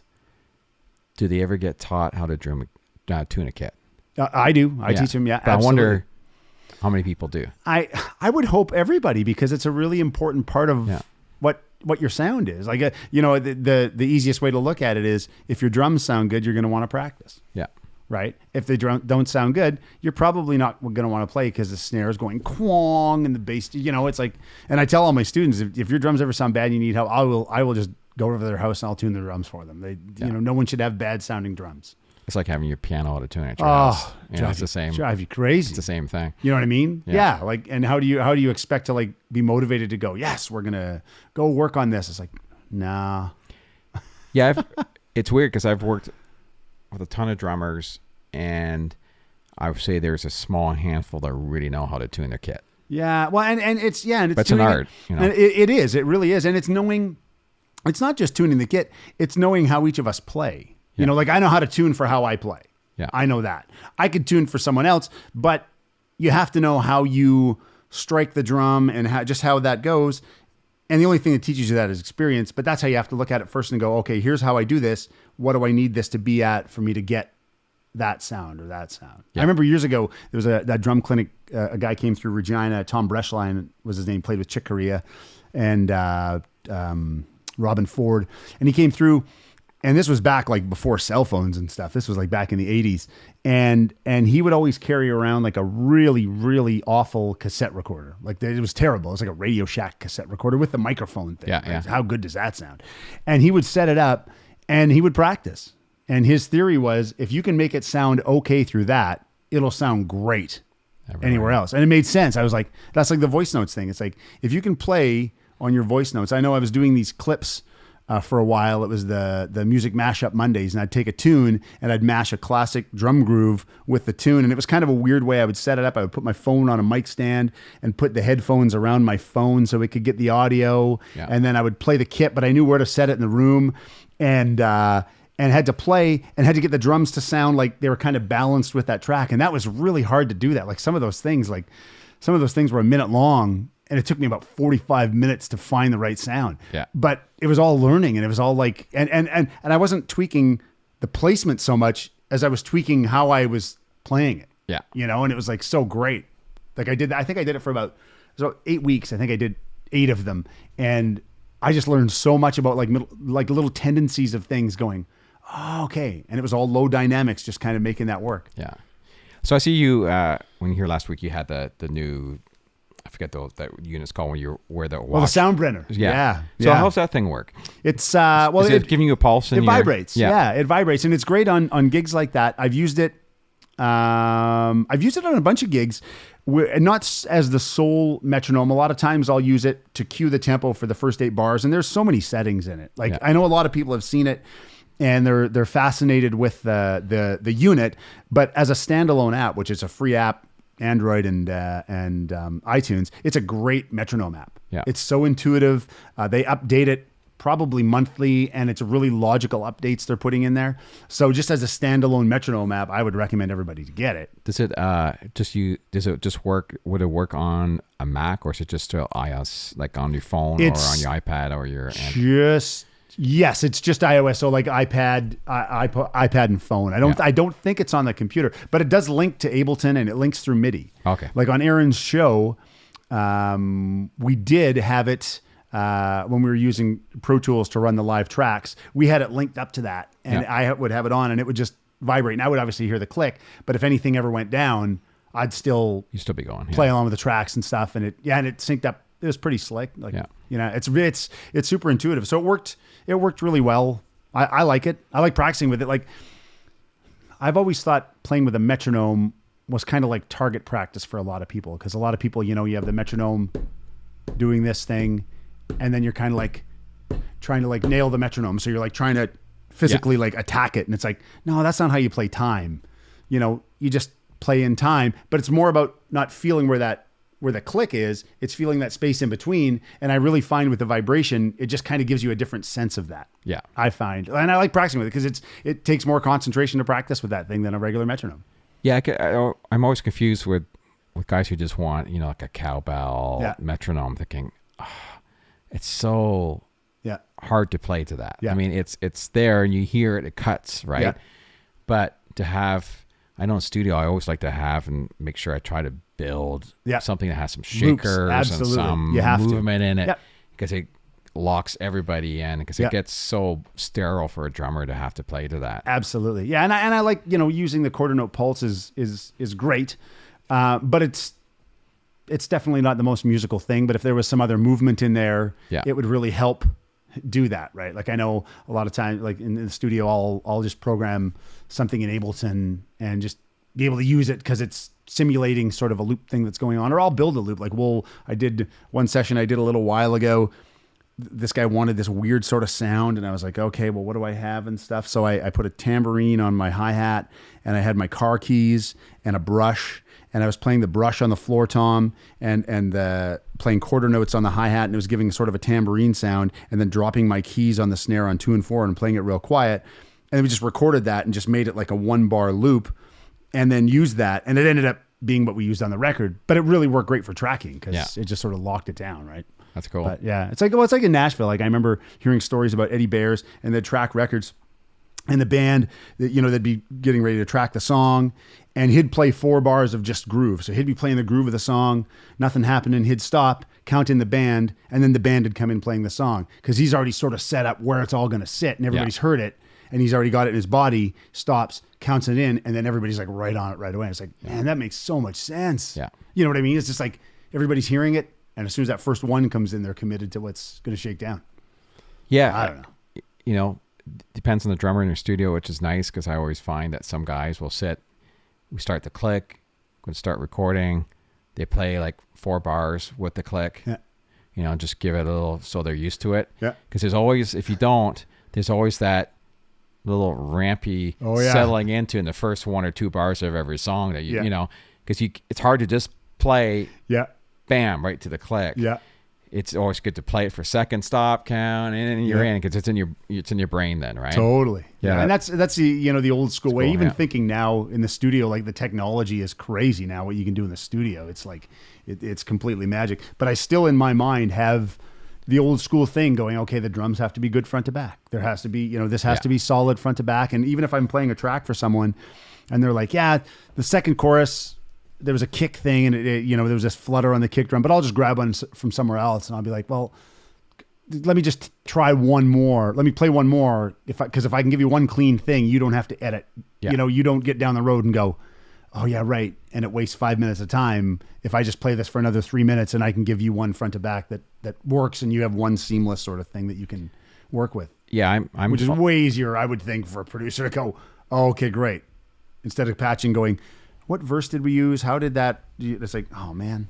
Yeah, I'm about that for everything studio wise, where I like a clean front to back, and I know that it's not everyone's style. No. Like, and in this day and age, that's they like being able to take a bunch of tracks and they'll assemble. Oh yeah, and it still works, but for me, there's still something missing. Like if you can get a good track from beginning to end, and if you can't get a good track from beginning to end, you have to only piece it. Yeah. Then you got to get a different player. Yeah.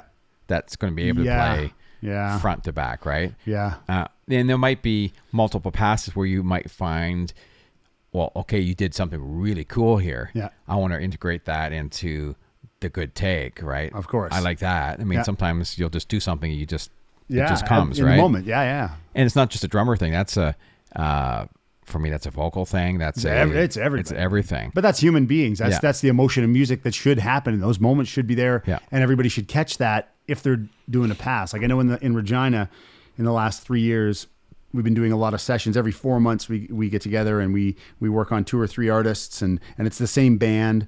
2 guys from Winnipeg come in and I play, and it's some of it's country stuff, some's more folky, some is pop. It's kind of all over the place, but we track live off the floor all the time. And we aren't happy until bass and rhythm guitar and drums are like 100% off the floor, minimal editing, because there's been a lot of special moments where one person will play something, and because it's that way, more magic has happened later on in the song, and then it's kind of went somewhere.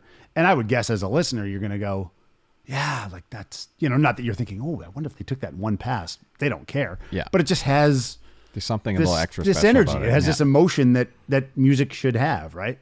Like, and all the imperfections now, like you can go back and listen to whatever records and go, oh man, that's imperfect, but it's like but it's the best. Like Beatles and Stones and stuff. It's like that's the best thing ever. Yeah, you just see old stuff, and there's so many. It's funny because up in the theater here, I'll be playing, old. Depends what the act is, but we'll be playing old music to suit the act. That's and there's so many mistakes. Oh yeah.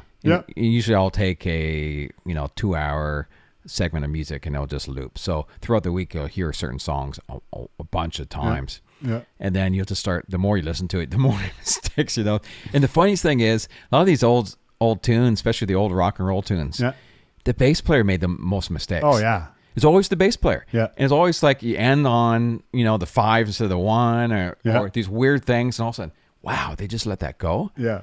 And no one ever says anything, and no one ever knows. Yeah. And if someone did that today, it would be like, wow. Totally. And the funny thing I find with that, because I love that, but the mistakes become part of the song. Yeah. Like if you heard it back and it was played correctly, it would be like, yeah, I'm kind of missing that thing now. You got used to it. Yeah. Like, old, one of the best things that I find anyways is old Little Richard records back when, the rock and roll thing was going on. And, he was, they said he wasn't a very good piano player, but he knew how to play straight 8th notes and the band couldn't quite play straight because it was that bridge between swing and rock and roll. So everything's a little swampy-ish, but that's what made it so cool. Yeah. Like, Johnny Be Good and all those tunes. It's like, that's what's hip about that. And, is it right? Is it wrong? I don't know if you're going to put it to a metronome and like line everything up. Of course it's wrong, but it's not that was never meant to be on a grid. No. You know what I mean? To be like, man, that'd be a kiss of death putting that stuff on a grid. It's like the life out of it.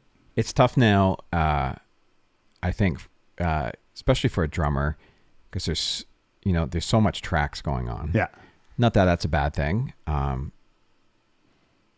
not that it's a good thing, right. But it really, as a drummer, especially, it changes your role. It does. Yeah. And, so many shows I'm seeing now, obviously it's the drummer's role to make sure, unless you're a really big tour where you've got, a dedicated person that just does tracks. Yeah. But a lot of times it's, there's a computer right next to the drummer and it's his responsibility to go. Yeah. And I find it's weird because it seems like there's something missing live that you just kind of feel like everyone, okay, now we're playing really safe. Yeah. And a lot of new songs, there's so many loops and everything going on that, you got to get that going and get, all of a sudden the loops are going and you have to play and it's like, you don't even start the song anymore. Exactly. You don't, lots of times you're not into the chorus. Yeah. And it's weird. It's different for a drummer. It's very, it really is. Like I tell students now, if you get called for a gig in this day and age, they're probably not even asking if you own drums. They're going to ask, can you play to a click? Yeah. Can you play along with loops? Can you run a Mac? Yeah. Can you run Ableton? Can you, those are like the prerequisites now, which, that's just kind of the rules of how that goes. Right. I know on our show with Aaron, now Shane Hendrickson runs the tracks from his base station. They just run off his laptop and stuff, and he has everything rigged in, so he just runs them. But a lot of times stuff is seamed together, so it's sort of seamed, as 3, 4, 5 song bits, it just rolls, right? But that's definitely it. There's a lot of songs, on Aaron's new stuff where there's heavy drum loop things going on, and you just have to find your way through that and play the parts through it. And maybe you can help out the looped kick drum with some kick drum things, but it all has to line up dynamically. So it's a different mindset. Yeah. It's a completely different mindset. You have to rethink. Yeah. You really do. And the truth of that is, man, when something goes wrong, it really goes wrong. Yeah, I know. Oh man. Years ago we did, I think we did 6 shows, opening for Toby Keith, or like late 2000s. It was Jesse Farrell, Aaron, and Toby Keith. And we were playing you're playing big rooms like Rogers in Vancouver and the Saddle Dome and stuff. And the last show of the whole thing was in Edmonton at the Rexall is what it was, the rink. And it's sold out and stuff and whatever. And sound check goes great in the afternoon. And I was running the Mac at that time. And we had we're traveling with an old Digi 02 and an extra hard drive, like all the stuff you take, right? And so Jesse Farrell's set ends. We go up on stage. I'm the first one on stage because I'm the one that starts the track, and there's this intro thing that goes on. 20 seconds before we're supposed to start, the little wheel starts turning in the middle of the screen. Yeah. And it's like, oh man. And it's sold out. And they're like, their stage guys going, gotta play. And it's like, we gotta play. Yeah. And in that 20 seconds, you communicate to the band and go, there's no tracks. So everybody, do like the band could play and we weren't dependent on the tracks. Yeah. But when it's there, it's a little unnerving. When it's there in front of 10,000 people in 10 seconds, it's super unnerving. Yeah. And we played the show and it was fine. But I think it was a power thing because they were even having problems with their video and audio with Toby Keith's show and stuff and whatever. But yeah, man. And then it was after that show, the band didn't use tracks for a long time. We were like, you know what? Everybody's just going to learn their stuff and everybody's going to sing more and just really, so we did that. And then when the tracks came back, it just seemed to be a little more settled. Yeah. And we still, before every show, get nervous going, well, if it goes down, we could play it. I could simulate the loops of the tune. I have ways to, but it's like, you don't know. Yeah. And how many people know us? Totally. They're not going to know if it's there or not. Yeah. Sometimes if it's really heavy looped songs, I think it was when I seen Keith Urban last month or so, as Kelsey Ballerina had opened up. I don't think that computer started the show, and I don't think it stopped until the end. Yeah. It felt to me, I didn't see the drummer move over or anything, but it just felt like that one song finished, and it was like, hey, thanks everybody. Yeah. You can hear a little something going on, and then another loop started. 132-minute segment. Bam! It just was right into the next song. I'm thinking, they're just plowing through. Yeah. But nowadays, any of the bigger tours, there's certainly two redundant computer systems. Yeah, multiple. And unfortunately, when you're in your situation, when you're flying, from one end of the country to another to get to the next festival, and you're setting up, those type of systems don't make sense. Yes, right. Exactly. You gotta be able to throw your laptop on, give your lines out, whatever. I need a click back, and away you go. You got to make that work. Yes. And if the computer goes down, oh yeah, it's going down. Well, and there's a lot of technology now. Like I know a lot of bands, travel out of ease with, and we have the Behringer X32, and we do our monitor mixes on the iPads and stuff, and it's just a little easier that way. But we did run into a situation where I think it was the power supply was shaken loose because it's checked bags on a flight, and the power supply had a problem, and it was at a gig outside of Ottawa. But luckily enough, sound check was early enough. Emil Gawaziak's a genius, and he was able to, I can't remember if he fixed it or they had another Midas 32 there or something, but he ended up getting it fixed. I don't know how he does what he does. Yeah. But when technology goes down, it's like, oh no. And it's like, well, you get comfortable with it, right? Absolutely. When it's working. And that's the thing, the gigs are getting easier because you can pop in, same little console. You can travel with a little console now. Everyone dials in their ears and with their phones, and you get used to that. Yeah. And it's like, oh, we don't have to do an hour long, sound check and monitor check every place you go. Yeah. You just bam, bam, bam, bam. Everyone's in. A couple minutes later, you're smoking, and away you go. Yeah. And then that gets taken away from you. Yeah. And all of a sudden, it's like, oh, we got to go back to kick, hi-hat, snare, bring everything. Who wants to kick? Who wants to, that definitely separates the kids from the boys at that point to see, just to see how everybody reacts when that goes on. And I know we're spoiled because we travel with the monitor rack and we travel with our own mic pack as well. So we have the same mics all the time. So there's continuity and consistency and everything, which is really good. I always say that if you're traveling with a console and everyone's ears and that, if you're not traveling with your own mic kit, it doesn't make any sense. It makes no sense. No, because the microphones are, it's the source. Sound. Yeah. Really, yeah. Yeah, I see a lot of people do that. Yeah, it is, and it's very spoiling that we get to do that. But then again, and so we use in-ears on that gig, and there's things where I use in-ears, but I love doing gigs where it's just a wedge, and and it's like, okay, well, what do you need in your mix, and that's the other thing.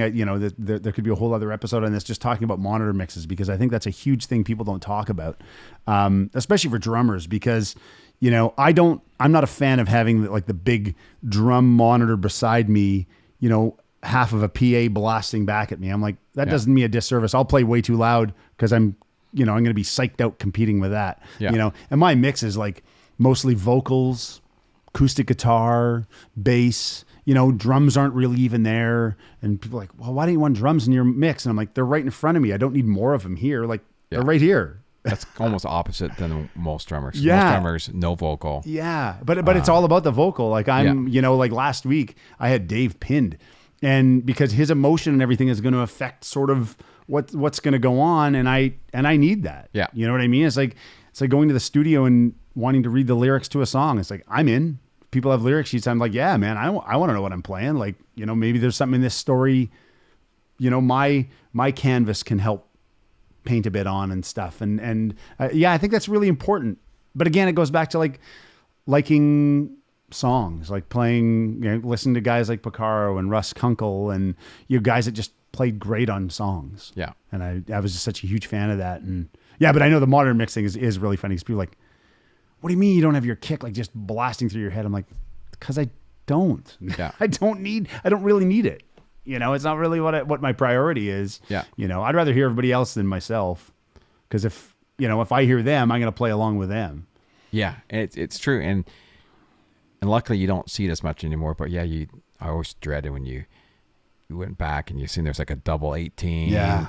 And like you said, like it's like a full PA system. It's got to be a nightmare for the sound guy. You know what I mean? Like, because everybody starts fighting that at that point. Yeah. You know what I mean? Like you go, okay, well the guy's going to do monitors, but he's probably fighting the monitors because that has to come into the drum mics. Like there's no way the drum mics aren't picking that up. Then the front house guy's got, you know what I mean? So I don't know, but it's not my thing. It's a lot of guys love it and it's great. I just don't want that much volume. I just don't need that all thrown at me for a show because I can't concentrate at that point. Yeah, and it's neat. I know what you said. It's some gigs are just nice to have monitors. Yeah, like totally, and just have it open. Yeah, and in-ears are great. Yeah. But sometimes you take them out and you just like, oh, yeah, that's what Well, and dynamically things can sit better too. I know when people first start using in-ears, they just start playing. This is what I found. Maybe I'm completely wrong, but they've started playing louder, and everything starts feeling a little more stiff because it's not. The volumes still say, yeah. Totally, right? Yeah. And I've just found that, just after using them for a while, you get used to how that goes and stuff. But it is freeing when you do gigs without them and you go, man, this is great. Yeah, and it's harder actually for the front of house guy with in-ears. Yeah. Because he's got to take your place dynamically.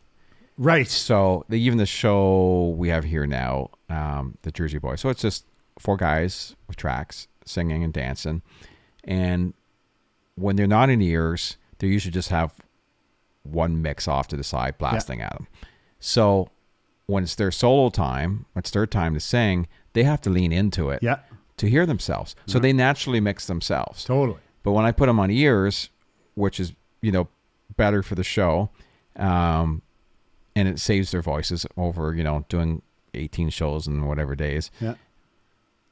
Then now I'm doing, as a front of house guy, I got to make all those changes. Yeah. So when they sing leads, I'm bumping leads. I mean, my left hand on vocals, it's just constant. It's like I'm playing piano. Yeah. And it's just because they're just comfortable now. Yeah. Now I'm just singing. I hear myself great. Yeah. Everything's going along, and I'm just going to sing. And they lose the sense of singing together or singing solo stuff, and that translates to everybody with ears. And it just, you get to a certain volume where you just hear yourself nice, and then when it comes to solo time, especially, that's where I find it most. So it's a guitar solo time or anything.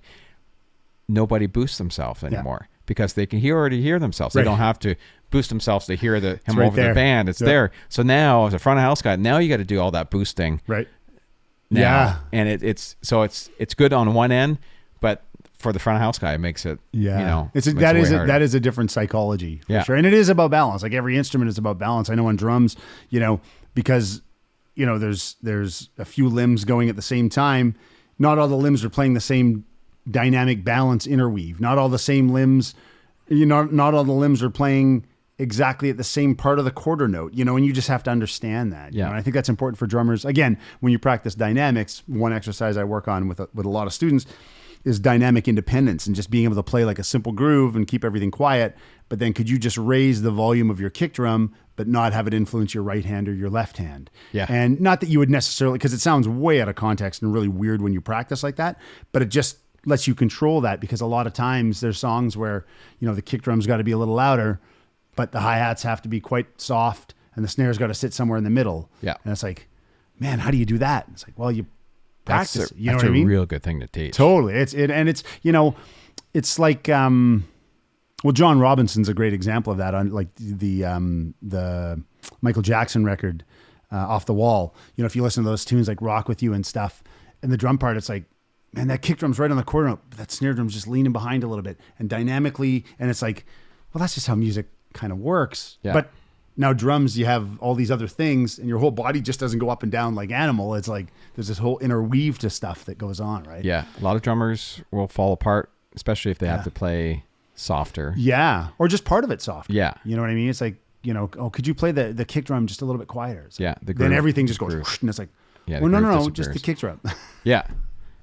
Yeah, unless you practice that. Totally, said, absolutely. You would not know how to do that. Yeah. But again, if you're practicing chops and speed and stuff, which is great, and I love all the guys that can do that, and it blows my mind, and and I work on stuff like that too. I'd get fired for playing it on a gig, but I do work on it.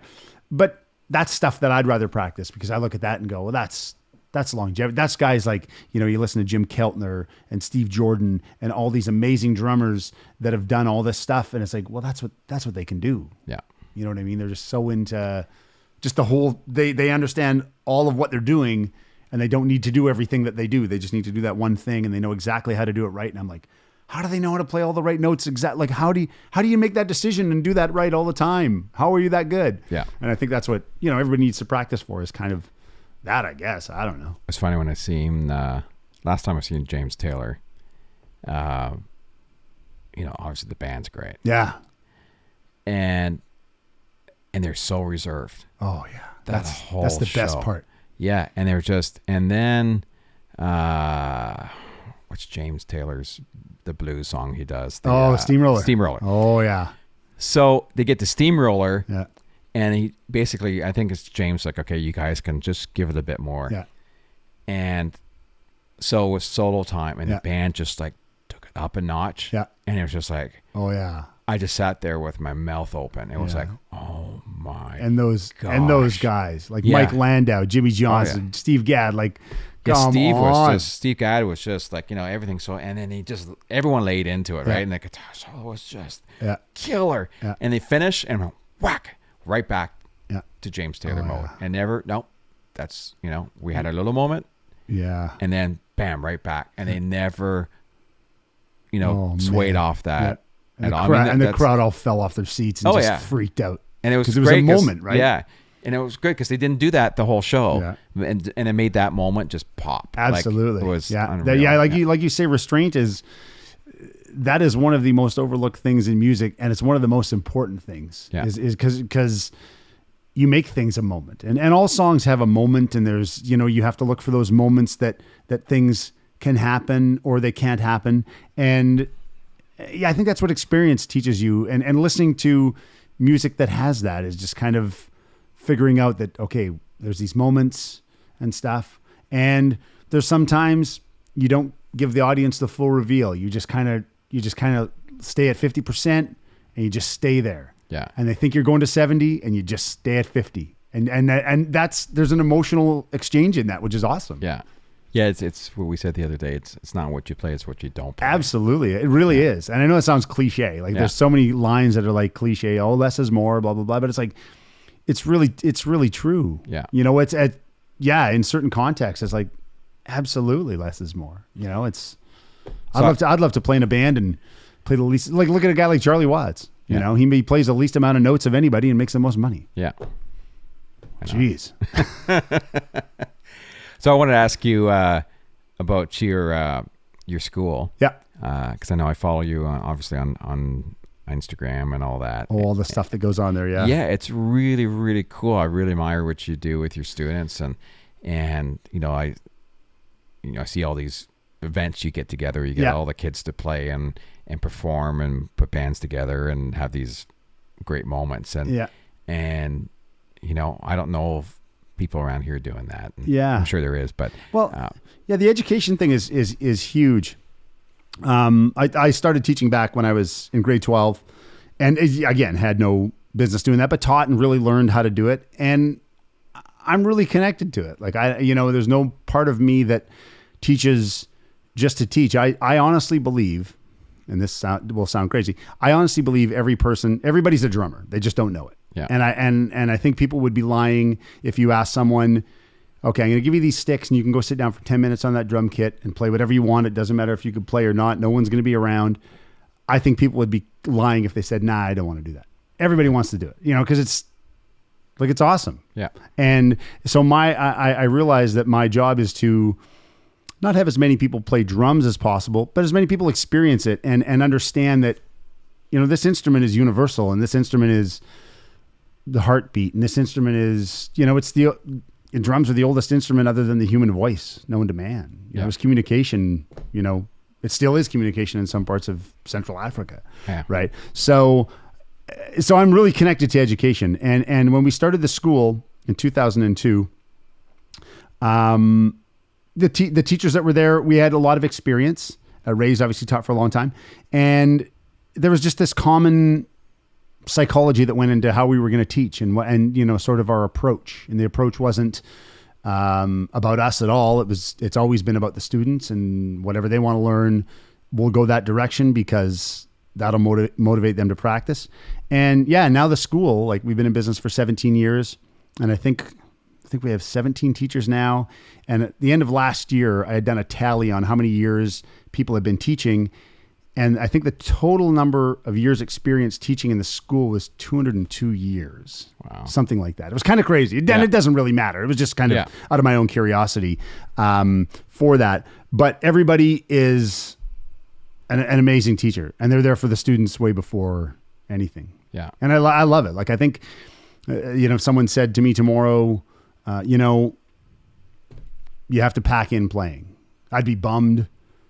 But if someone said to me tomorrow, you have to pack in teaching, I think I'd be really bummed. Yeah. Because it's been a real big part of kind of who I am and how I play. I know when I play, I even find myself, thinking in terms of the psychology of how I teach students or my approach and stuff. And I'm still learning on that too. There's so many different ways to do it, but I absolutely love teaching. And then that just became an extension into all the other drum stuff that went on over the years and is still kind of going on. Yeah, it's fantastic. I mean, it's super important. It really is. And, I think of, Regina and having someone like you there, it's got to be great for that city, right? And it's because you're not going to get that everywhere. And to be, obviously, Regina, you're isolated, right? Yeah, and totally. And you're not going to be able to hear... in Ontario, you could drive to Hamilton to take a lesson. You could drive to London. You could drive to Kitchener. You could drive to Toronto. Yeah. You could drive, people have so many opportunities. There's people all over the place teaching and when you're in Regina, well, you got to learn from someone in town. You're in Regina. Yeah, absolutely. And you could be nursing the next best drummer there. Yeah. You never know where the next person is. And I think it's very, I think too, when you get older, there's something that is very satisfying about giving back. Yeah. Like everything that, we should all be, taught or made to spend a certain amount of time to give back. 100%. Which you learn. I couldn't agree more. And that's, when a lot of people, ask why I'm still in Regina, how have you stayed there for 49 years? How have, why don't you move somewhere else? Whatever. Again, I've had opportunities to leave, but I've never really had like a reason to go anywhere. And now I'm really seeing it that it's like that is my job, is to kind of go, you know what? I am in a position to give things back. And as well as I do, music's good for a community. It builds community. Yeah, those kids need you. Absolutely. And I also am a firm believer that kids should get to play sports and play music because it teaches them some of the most important things in life, teamwork, discipline, just everything that goes into that, and being a good person, being responsible, safe, everything. But yeah, when I was a kid, the backstory on all that stuff was when I was a kid in high school, again, the fluke of growing up at that time, St. John's Music used to bring in a drummer. It was like every month and a half, there'd be a drum clinic that came through town. And I'm new to playing, so I don't know what's going on. And the very first drum clinic I went to was in 1983. And I saw Phil Ehart from the band Kansas. Wow. And I didn't know what a drum clinic was. It was $5. You show up, and this guy's got this gigantic Yamaha red recording custom kit. I remember this like it was yesterday. The Peisty cymbals and stuff. And he comes out, and he starts playing Carry On My Wayward Son. But there's no band, but it's just him playing. And it's just like, this is unbelievable. And then he starts talking in between and teaching things and talking about what he does. And I'm like, this is great. So all through high school, they had brought in clinics, and I saw David Garibaldi from Tower of Power and Peter Erskine, who was playing with Weather Report, Dave Weckl, like all these amazing players. And then after, it was almost right after high school, I guess, or around that time, it just kind of stopped. And it never happened anymore. And that was always burned in my mind. It was like, that was kind of a cool thing. And then it was in 2006, I did a local event, which was called Drummond Sunday, and just had some local guys, and we had people and stuff. And it just kind of went from there. And then, 2008, brought up Billy Ward from New York. And then 2009, Kenny Aronoff was there. And then Dom Thelmier was in 2010. And I had said to him, we were out for dinner afterwards, and he said, so where do you want these clinics to go? What is this? And I said, you know what? I really want it to be a festival. I'd love to do a festival thing. Again, it's this fine line of brave and stupid, and I'm walking on both sides all the time. And he said, well, just do a festival. I'm like, what do you mean just do it? What do you mean? He's like, just get a couple guys and do a festival. I don't know, do something. So the next year it worked out that in 2011 or 12? 2011, Keith Urban was in town for 2 nights, and I ended up getting a hold of Chris McHugh, who was playing drums with him at that time, and he was into doing something. And then I ended up getting a hold of Sean Pelton, who plays with Saturday Night Live, who played on Sheryl Crow's records and stuff, and he was available.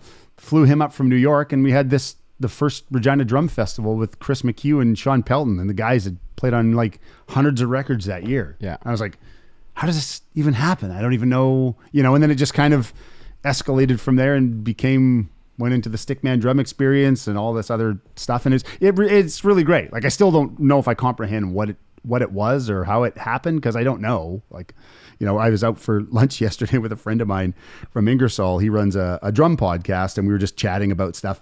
And he said, how'd you do all that? And I'm like, I don't know, man. Like, I got a hold of a guy on Twitter and said, hey, I do this thing in Canada. Would you be in? And he got back to me and said, yeah, man, here's my email. Let's talk. And then it just kind of worked out. I'm like, what? That's so fantastic. Weird. But yeah, I think the community likes it. I think that they come out and see, like, I know there's one coming up on September 6th. Chicago's in town on September 7th. And, Fredo Reyes Jr. is the drummer right now for Chicago. And he played with like Lindsey Buckingham and Steve Winwood. And his dad's like a legendary percussionist in Cuba. So him and the percussionist from Chicago, Ramon Yislas, they're doing a clinic together. Oh, so awesome. That'll be kind of cool to see those two guys together, and hopefully people show up. I don't know. So where do you usually do your different same spot all the time? Yeah. It's a venue in town called the Exchange. It's called the Cultural Exchange Society. Yeah, and they treat us great, and it has a PA and lights and everything, and it's part of their giving back to the community. And they wanted more education stuff, so we sort of partnered on this. And we do all the events there, all the stuff that we've done, the Q&As and stuff. We do a once a month all ages jam that we started last year. We do it there, starting up again in September. And they're great. They treat us like $1 million. They host shows all the time, but the drum stuff all goes on there because it's a nice solid venue to use. I'd love to start doing more stuff out here. For the last 3 years, I've said to people, I'd love to try one clinic out here in this area to see if something could happen. Oh, I'm sure. Out of curiosity, Well, you'd be smart once, you have someone booked in there, hit Calgary, hit totally. Regina, hit Winnipeg, do like 4 or 5. Yeah. There was a moment a couple years ago, I was talking to some guys in Winnipeg, And one of them was actually the owner of the Winnipeg Jets, he's a hobby drummer. And we were talking about creating the Trans-Canada Drum Festival. And it was going to be like a Winnipeg on a Saturday, Regina on a Sunday and stuff. And one of the guys from Doc Walker was sort of involved, and there was talk of like maybe using their tour bus and that being the thing. And it was just like, whoa, this is getting out of hand now. This is crazy. And it was like, it was inches from happening. And then it just the timing didn't quite work and stuff. Yeah. So it didn't happen. But there's all kinds of things rolling around in my brain that, something could happen. People in town don't know what's going to happen now. They're always saying, when's the next thing? And I'm like, I don't know. And they're like, okay, he doesn't know, but there'll be something. I know there will be. And who knows what it could be. It's got to be exciting for the people in Regina to have that happen. I think it is. I don't try to think about it too much. And, it's never about me patting myself on the back going, oh, I'm doing this thing because that is so not the reasoning behind it. But I think they get it. I did a guitar day a couple years ago. It was called the Pickman Guitar Festival, and we did one day. And Murray Pulver was in from Winnipeg, who played with Doc Walker and played with Crash Test Dummies and stuff. And he did a thing, and some local guys, and it was awesome. And there was a trade show and stuff, and it was kind of cool. I was going to do one last year, but those things take a lot of energy to put on and cost money and stuff. And it's just, it has to be the right time. You know how busy you are here and stuff, and it's like you got to balance things out and pick and choose your battles, I guess, right? Yeah. Well, that's pretty awesome. Well, we had a pretty awesome conversation there. I think so. I think it kind of went ground. It kind of went all over the map. It's kind of like me again. It's like people that know me listen to this, I go, there he goes. That's how it happens. So I've always wanted to ask, so if you had to pick your dream drum kit without jumping on any sponsorships or anything you might be in play, what would be, someone could drop down and say, here's $100,000, buy whatever you want. Gracious. What would you get? Oh man. That's such a hard one. I'm kind of a gear geek, but I'm not like obsessed because I like a bunch of stuff. Like I remember, back in the 80s, the drummers that I liked, and there's drum clinics I went to. I remember Philly Hart and that big Yamaha recording custom kit. And, I would say like that classic red recording custom kit. But I just bought one. I bought the new version of the surf green one, which I love them, but I don't get to play my own drums very much because I'm on the road and it's backline, which is fine. And I do, deal with Yamaha drums. I'm an artist with them. I don't know, but then, my friend Ron Dennett from Regina that makes Dennett classic drums and the George Way Drum Company, he makes amazing stuff too. And it's like sort of modern vintagey and using all these exotic woods. And, I like supporting local stuff. Yeah. You know what I mean? Great. Like it's great using Sabian cymbals are in Canada and using, Headhunter brushes and stuff, they're in Brantford. And I don't know. I'm not, obviously there's things I like and I know how to get the job done. But I actually, you know what? If you said I'd give you that much money and you could buy a drum kit, I would buy one of Jeff Piccaro's drum kits that he recorded with the Total record. Yeah. One of the Pearl kits with the Pisces cymbals from that's what I would buy. That's exactly what I would buy. Yeah, and I would just set it up somewhere and just wake up every day and sit in front of it and look at it. That's all I would do. I would just sit there and go, oh yeah. And then I'd just play like the Total records in the background. I'd be like, oh yeah, that's great. Did you ever see Jeff play?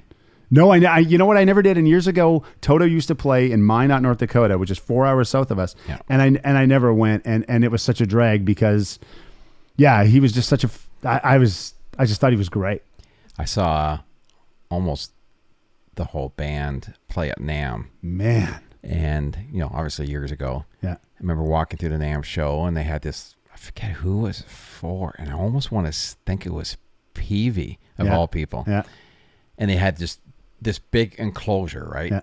And you could see there's a lot of people inside. And it's like anything at NAMM. You just see a crowd of people, you go and see what's going on. Right, of course.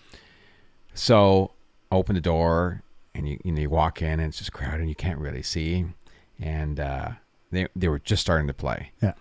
And I kind of looked up, and just as the first kind of beat started, and I was like, oh my gosh, it's Jeff. No. Yeah, I mean, that was basically the whole band. That was Total. Oh, man. And it was like 20 minutes of playing. Yeah. And it at that time, it changed my life. Yeah.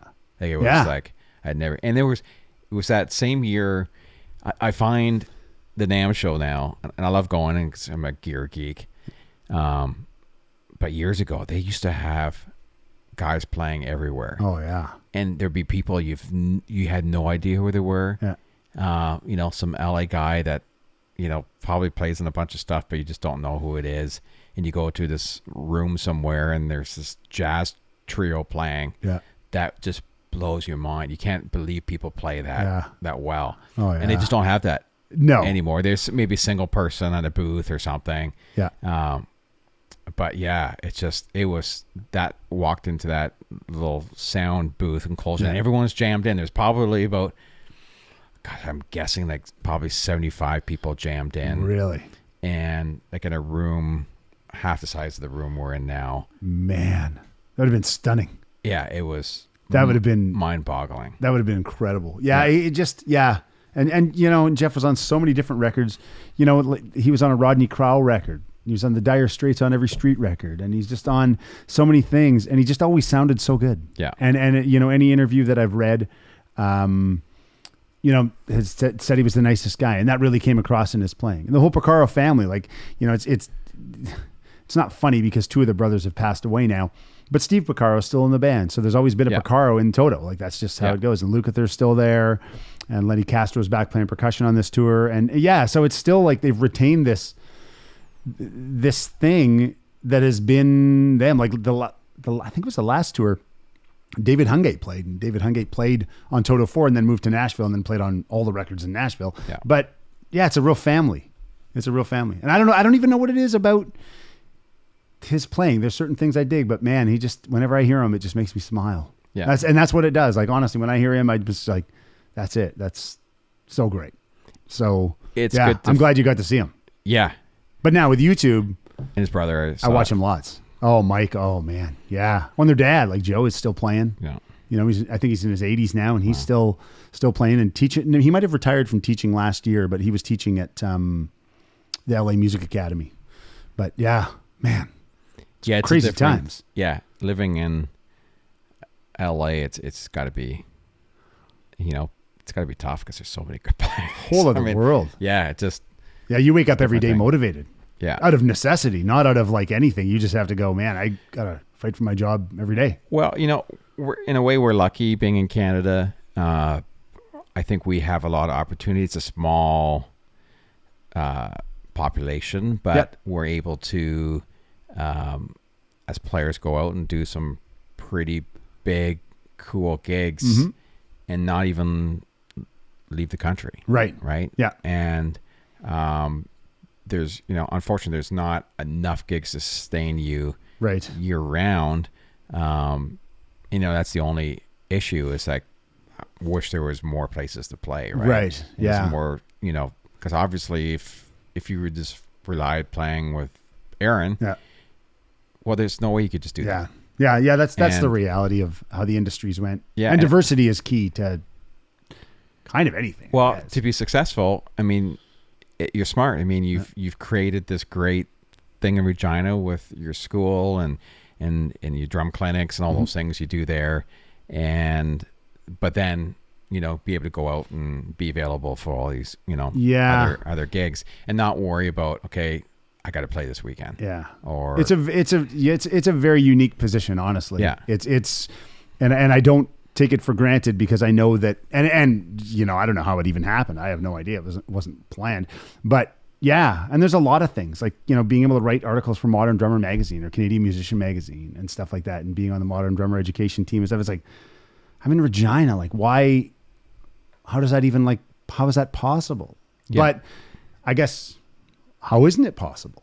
Yeah. You know what I mean? Like, I mean, it doesn't we're friends. Nowadays, We're like hours away flight wise. Totally. And, you know, here you are, you know, we're hanging out. Doing this thing. We were working together last week and stuff. And, I try not to think about it too much because I think if I do, you psych yourself out. You just kind of, you know, you wake up every day and do honest work and do your best. And I know that, you know, my kids, I have 3 kids and that motivates me to do my best all the time because I don't want to let them down. Yeah. My wife see that. Yeah. My wife's in the industry and she knows she'll call me on anything if it's not going right. So, you know, there's accountability in it, but yeah, it is It is kind of funny. That is, I mean, it's a neat thing with your wife to have. Yeah. Is that, because sometimes, as you know, you could play with people and you'll leave and everyone will sit there and talk about, well, okay, what happened with X player or that player. Yeah. But sometimes they just need to know. Yeah. Maybe they don't realize. Yeah. And then the whole band's crapping on them behind their back. And sometimes some people just need to be told. Yeah. And I mean, if you just do it in a polite, respectful way. But I find a lot of musicians are very, what's the right word? Protective of their position, because there's not a lot of positions available. Of course, yeah.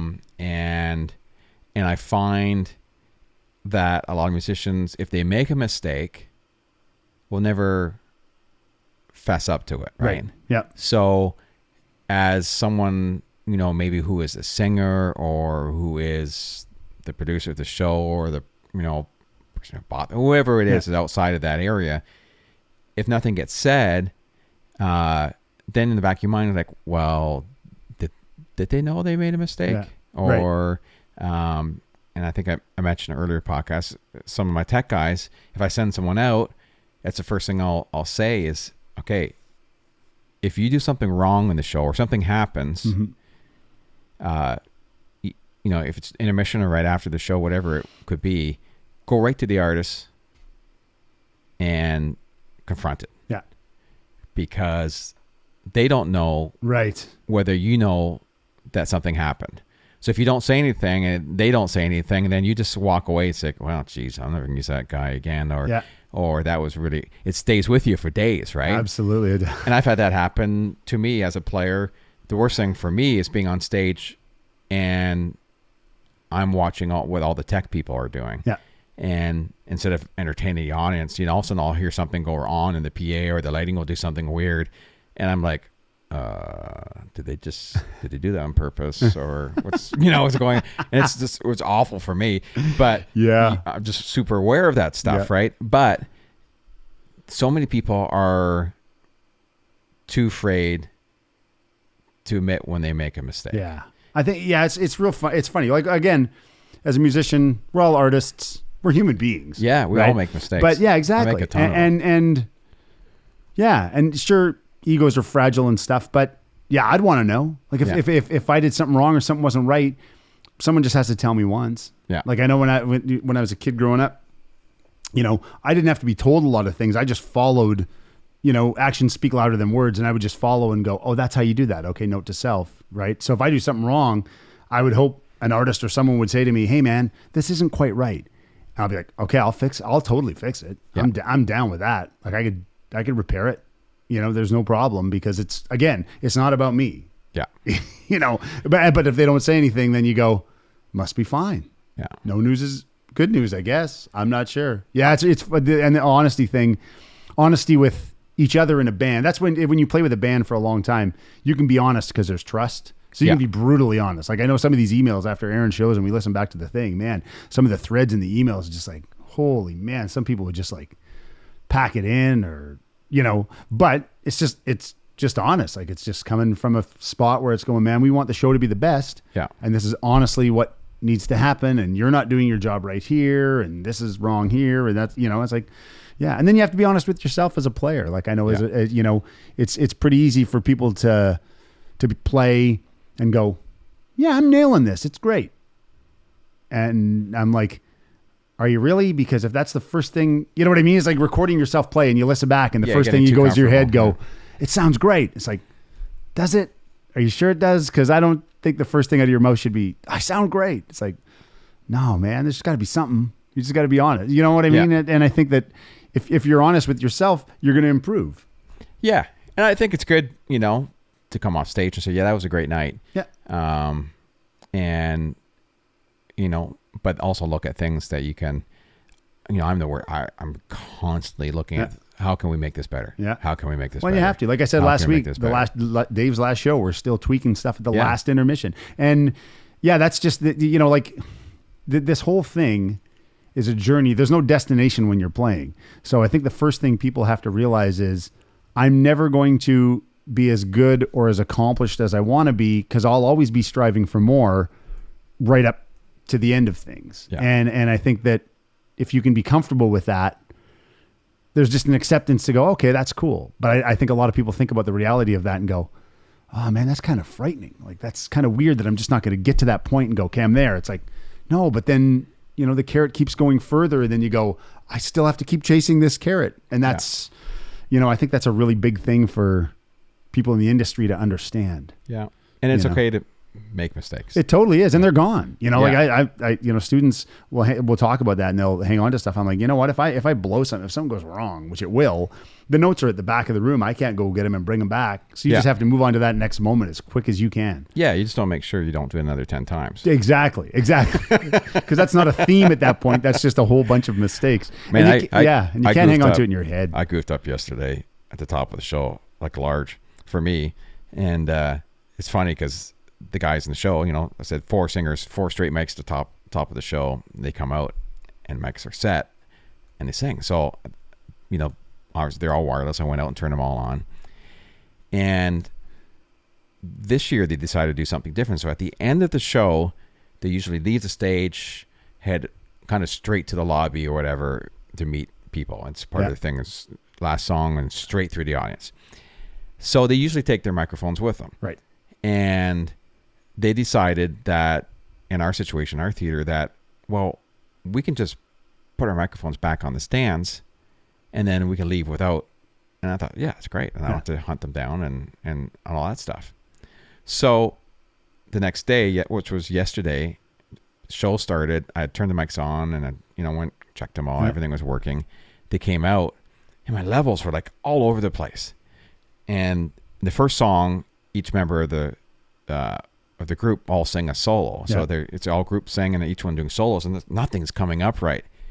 Well, when they put the microphones back at the end of the show the day before, it wasn't in their opening mic position. Oh no. So each one were flipped back and forth. And so I seen, you know, channel 1 was now 2 and 2 was 1 and channel 3 was now 4 and 4. And they got in-ears in, right? Yeah. So they're hot in each one of their mics. So now the person next to them is singing, it's super loud and they can't hear themselves very well. So I'm looking at them, so I could see, they're looking over at me. So I figured the first 2, it was like making hand signals, you know, those 2 mics switch, you know, making the hand signals. And then I had to get the other 2 guys.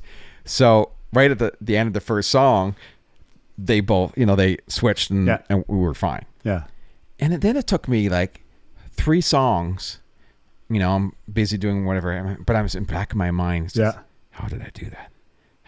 How did I screw that up? And it says, you know, and I'm thinking to myself, I don't remember putting the microphones on. And I couldn't remember anything from my regular schedule, right? Right, of course. Then it was about the 3rd song in. It was like, oh yeah, they put the microphones back at the end of the show yesterday and in a totally different position. So it was sort of like, it got fixed. Nobody knew. Yeah. It was just a cluster of a first song. Yeah. But intermission, I hauled my butt backstage and it's like, sorry guys, that was, you know, that, and it comes down to it was my fault. You know, I should have checked. Right. But I just didn't think to check because they're normally on the right stands. Man, the funny part about that is, not that it's funny, but I don't think there's any other job. There's probably some where stuff like that goes on. 160 people are watching. This is happening all in real time, and you've got to solve this while it's happening. And these people have paid money to be there watching these guys. So you have this side of the room not sure what's going on. This side of the room probably doesn't have a clue, but they're sensing maybe something's going on, and you're kind of in the middle going, ah. Oh, I know. It's you learn madness. You learn really quick. One thing, if someone says, "What are you really good at?" It would be like, "I'm really good at troubleshooting." That's, you know what? If you're good at that, you're good at life. Yeah, you got to be able to figure something out.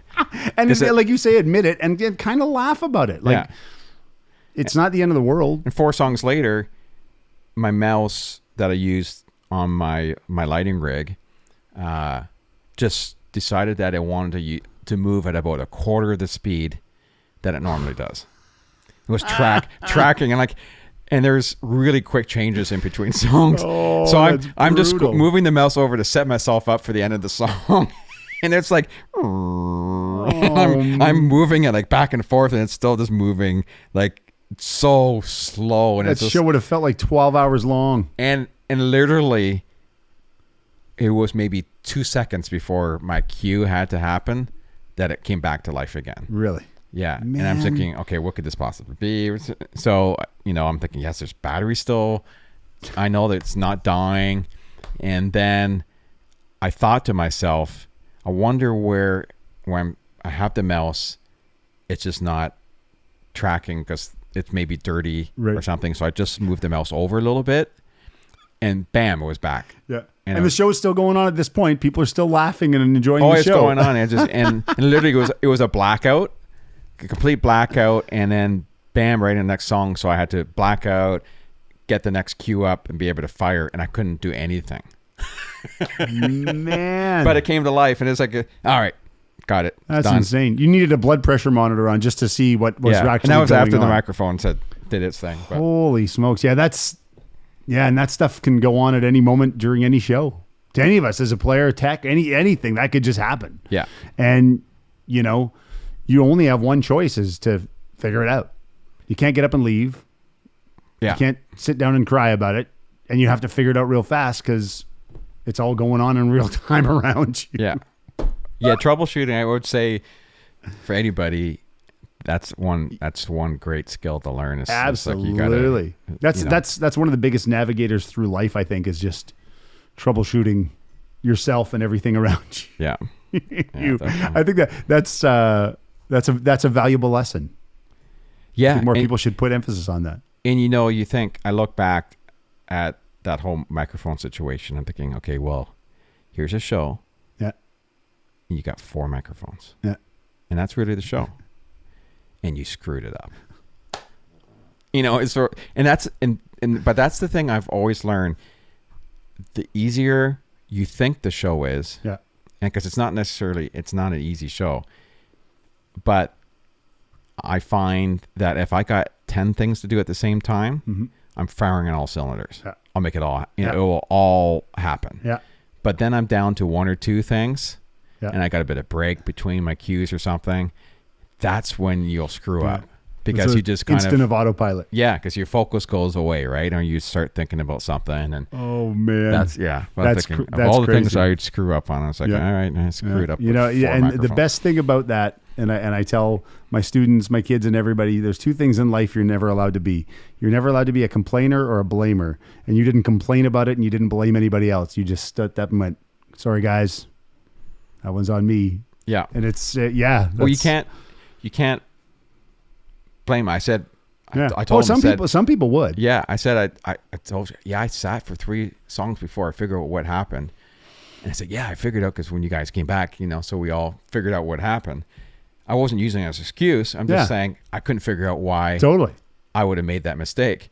And obviously the stupid thing was because all the wireless microphones are labeled with one stripe for one microphone, 2 for the 2 stripes. And so if I was looking when I turned them all on, I would have seen that there were, but it's always saying you always have to double check. 4 stands, 4 mics. Yeah. That's what was there yesterday. Once, one great faux pas I did years ago. This was with Beverly Mahood. Years ago, it's a little theater gig up in Muskoka somewhere. And I was doing sound, but they had no monitor tech at this theater, but they had a monitor system. Right.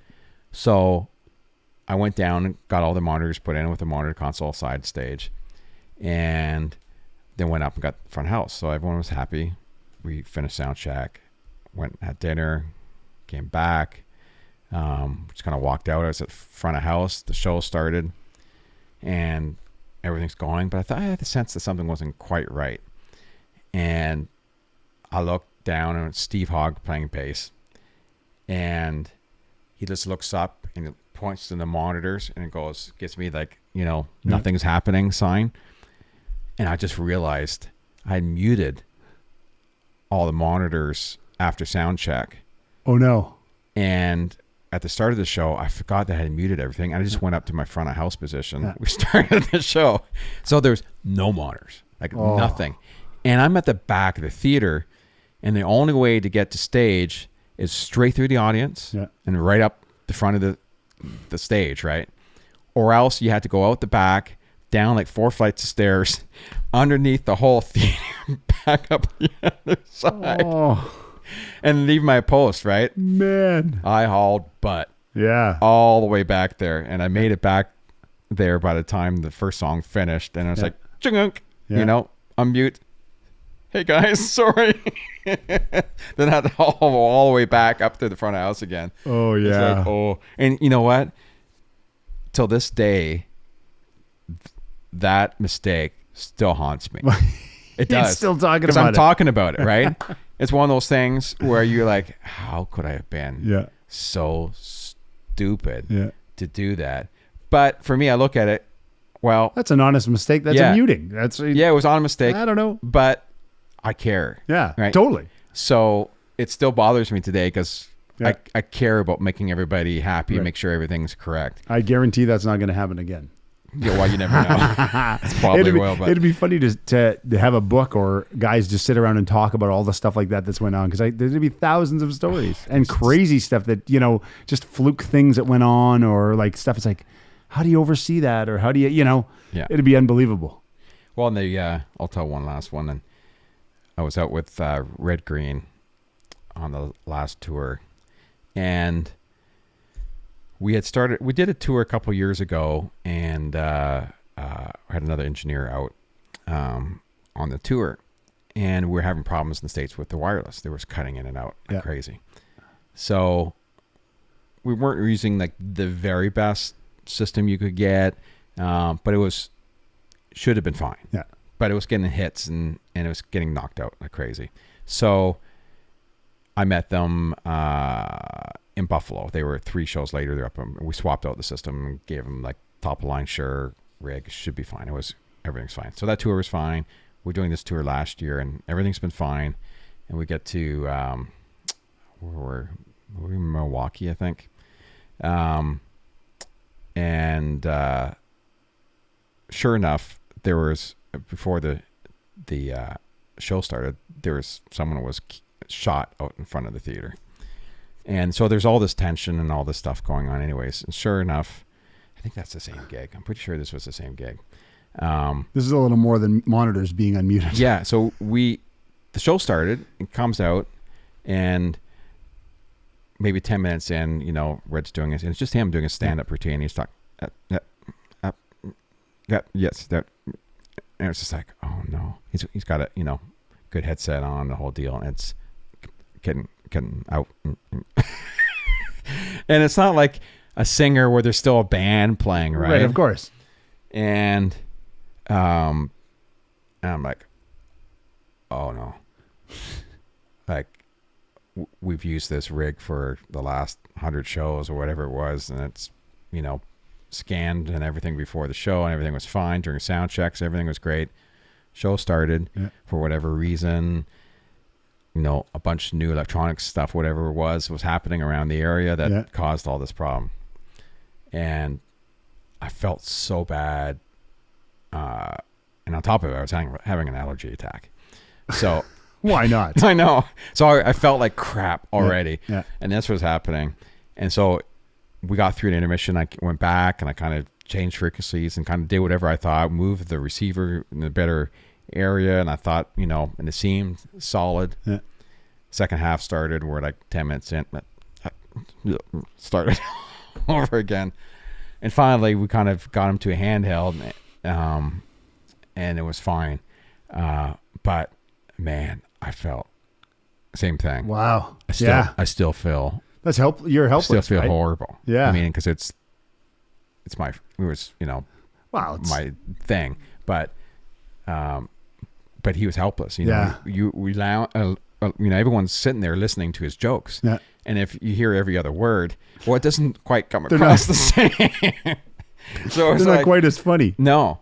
And he was getting frustrated. Yeah. And, well, totally. Right. Yeah. So it was, I felt really bad. So next tour is happening next year. So it's definitely, I definitely got, there's going to be like 6 wireless. Yeah. Strapped to them like at every possible location that you could ever possibly get. So exactly. They're going to, and because in other shows, we usually have a 4-channel wireless system and, 2 belt packs and a couple of handhelds close by. Yeah. But that particular tour is a little shorter. That system was out. So we just took a 2 system. So 1 backpack and we had 1 handheld. Yeah. So not the redundancy that we normally have, but yet it's been working great. Yeah. Never had an issue. And then I found out why not later that cities, like all these frequencies and things are changing in the States. They're being sold off. Oh yeah. I thought I heard something about that. Yeah. I found out later, I read in some trade thing that city had just implemented a bunch of new. Oh really? Frequencies being so it was just swirling around. Yeah. So I'm thinking you didn't have a hope. It probably was. They were out to get you with the allergies and everything. Oh yeah, it was just like, oh man. But that's like doing a gig and the stage guys forget to change batteries in your monitor pack and it goes out halfway through the show, or wireless mic goes down, or that's just you hopefully only do one of those. Yeah, and, exactly. Because it's unnerving when it's going on. Yeah, because you're helpless. Yeah, I've had that too. Batteries go and sometimes they just go because you have it's fine. Yeah, you changed them and you have a bad battery and it just drains all of a sudden. Sucks it all down. Yeah, that's exactly right. And it's gone. But anyways, I'll let you go. It's been great. Yeah, man. Thank you so much, Darren. I really appreciate your time today and last week. It was a blast, man. I'm going to remember that forever. That was such a great week of working out here. Yeah, it was. You were great. The band was great. Everyone enjoyed themselves. So we'll see you in the fall. I'll be out your way. So we'll hang out for sure. And everybody come out to the Walters Theatre. This place is incredible. It's a beautiful property here in Bright, Ontario. Thank you. And where can people find you on the interwebs? They can go to my website. It's Jayson, Jayson, Brinkworth.com. And then from there, you can get to all the other social media stuff, Instagram, Facebook, Twitter, YouTube. There's some videos up there and stuff. I'm hoping to do more little lesson clips this year and stuff and try to find a way into that world. I kind of suck at that, but I'm trying to get better at it. Need more activity going on. So yeah, your Instagram stuff is great. Yeah, I try. I try not to make it too. I'm trying to complain about it. It's just drum pictures and pictures of my dog and my family and. Yeah, I love the little video clips when you're just sitting there playing a cool groove. Yeah, and you can tell you've been sitting there for a while. That was the Monday thing. Yeah. I'll probably do more of those because those are really fun to do just for a personal as a practice thing. Yeah. But I think some of them were kind of cool, like playing the Rihanna tune and playing the groove for what did I play under that one? Somewhere Down a Crazy River and 50 Ways under another pop tune. I don't know, but they were that stuff amuses me. That's kind of just a gas to sit down and do that. Cool. Also, follow this podcast on DarrenWaltersPodcast.com and on iTunes In Session with Darren Walters. Please subscribe. And tell all your friends to subscribe. It just helps us with our ratings and give us a rating, hopefully a 5-star rating if you could. And it'll help us with the iTunes ratings there, of course. And thank you, Jayson. That was awesome. And we'll see you next time. Thanks. Thank you.